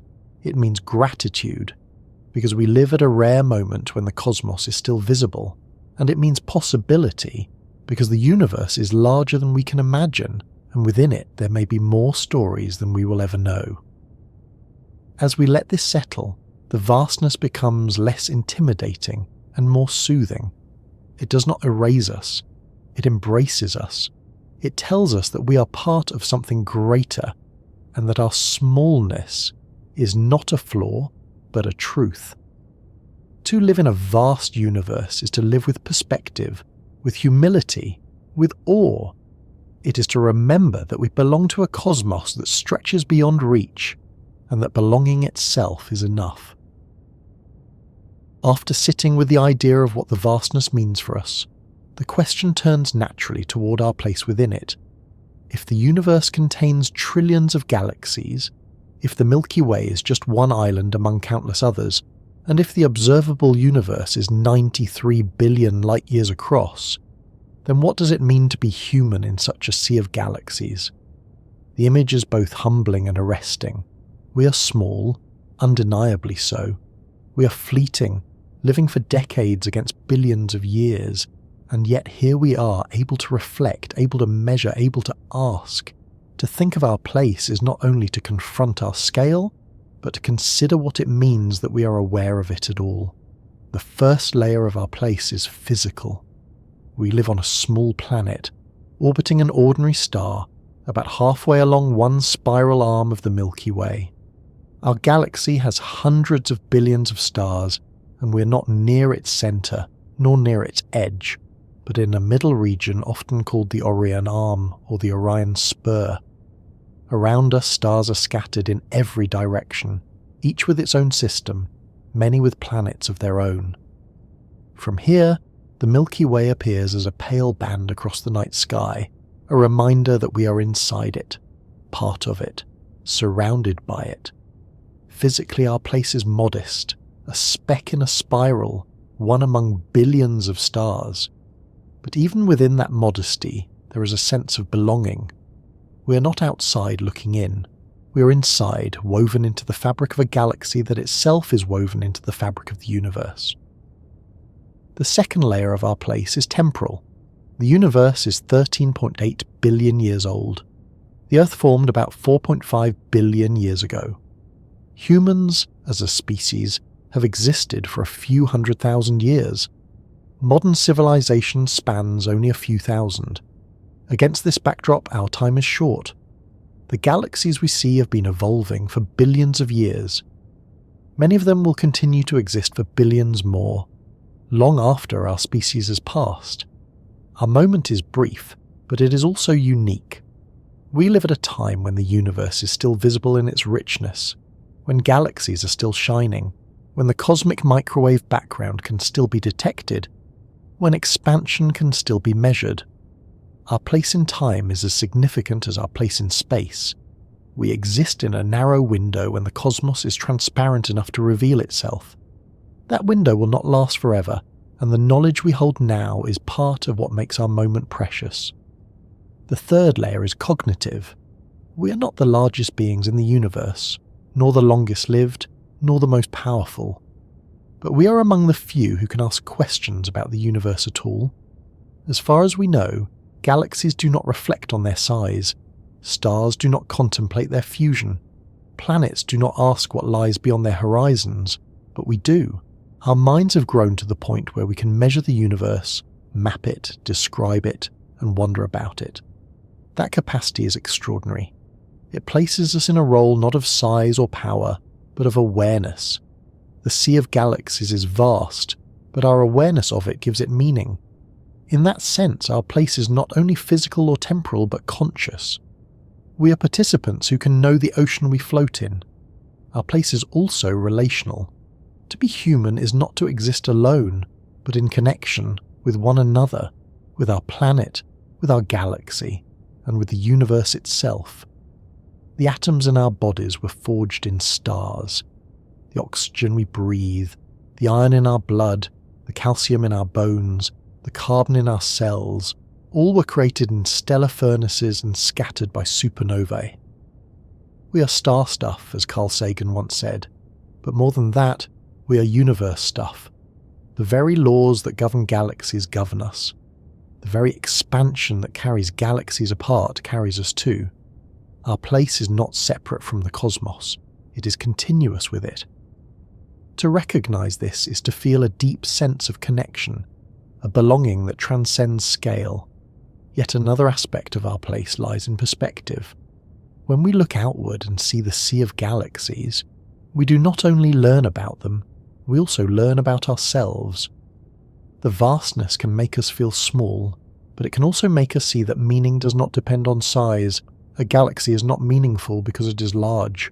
It is meaningful because it is part of the universe, because it exists, because it contributes to the whole. By the same measure, we are meaningful not because we are vast, but because we are here, part of the same whole.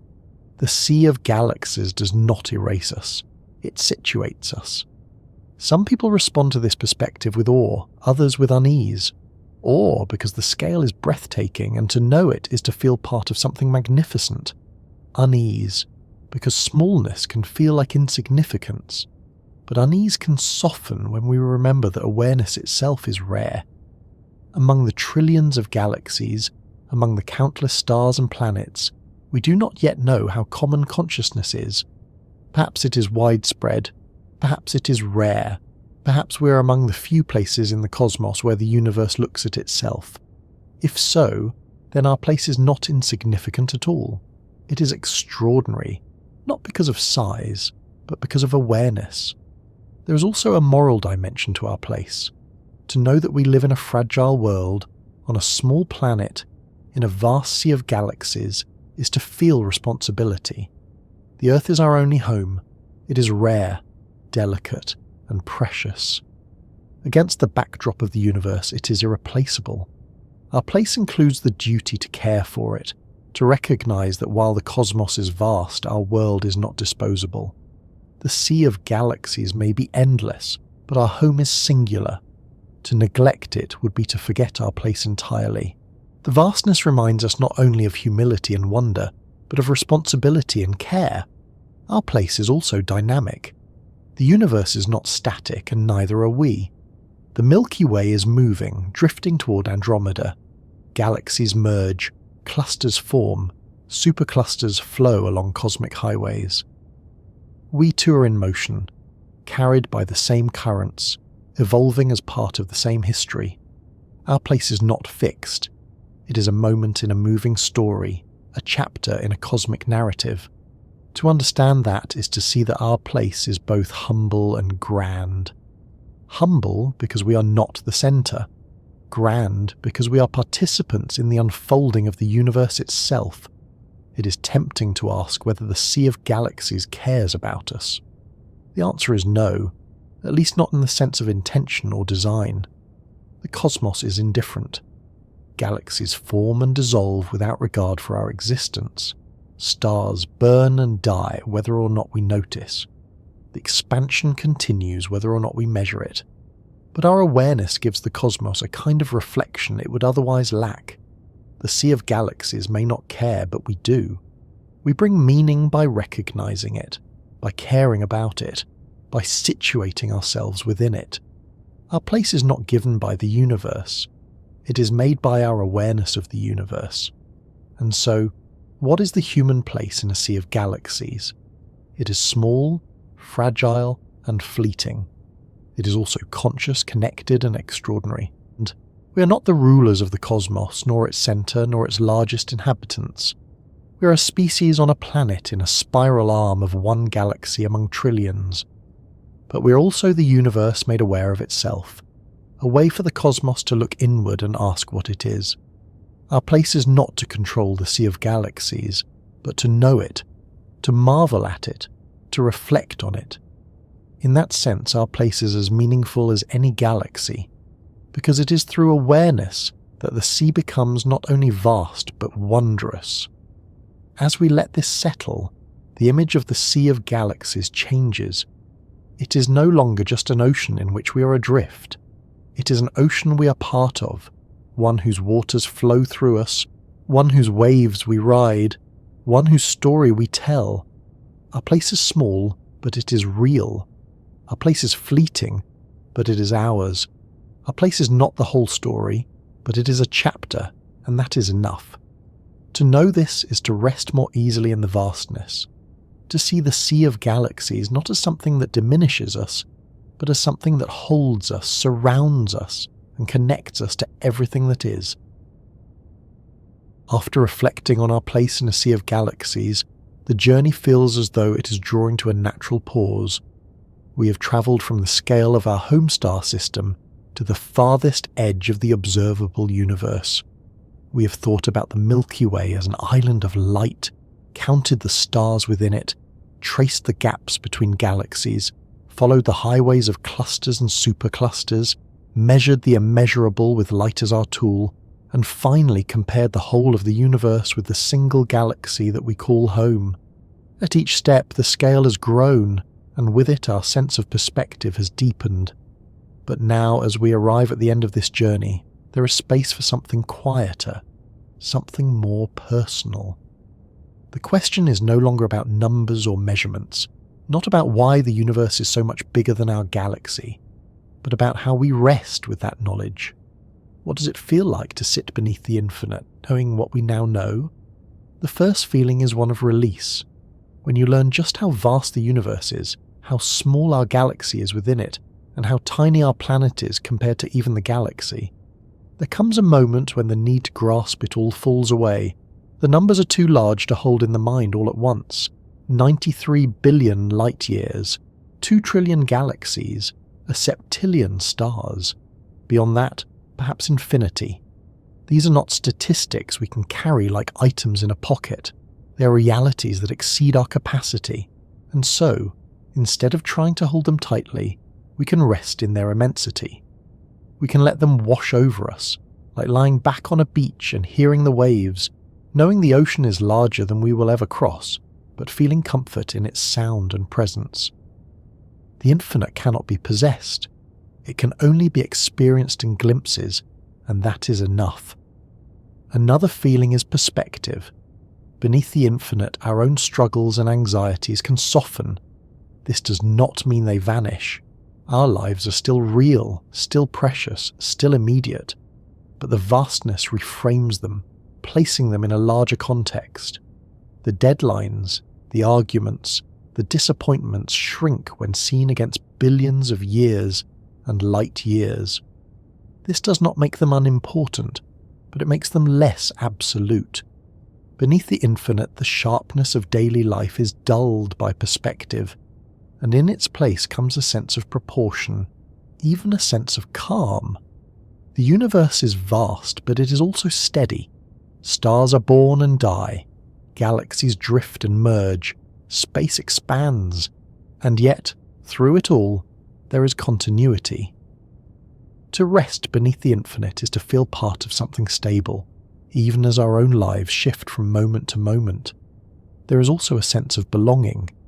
At first, the infinite can make us feel small, even insignificant. But the more we think about it, the more it becomes clear that we are not outside it. We are inside it, made of it, connected to it. The atoms in our bodies were forged in stars. The elements we breathe, drink, and eat were created by the same processes that shape galaxies. We are not intruders in the cosmos. We are the cosmos, temporarily arranged in human form, aware enough to notice itself. Resting beneath the infinite means remembering that we are not separate from it, not strangers looking in, but participants within it. The infinite is not something above us. It is something we are part of, inseparable and continuous. This belonging carries with it comfort. To know that we are part of something vast is to know that we're not alone, even when we feel isolated. The sea of galaxies is filled with light, and while we may never touch those other islands, their presence is reassuring. They shine across the darkness, reminders that the universe is not empty but full. The infinite is not void. It is abundance, overflowing with stars, planets, and possibilities. To rest beneath it is to feel surrounded, not by silence, but by presence. The night sky becomes a blanket, not a void, covering us with its patterns and its depth. There is another layer, one that is quieter but no less important.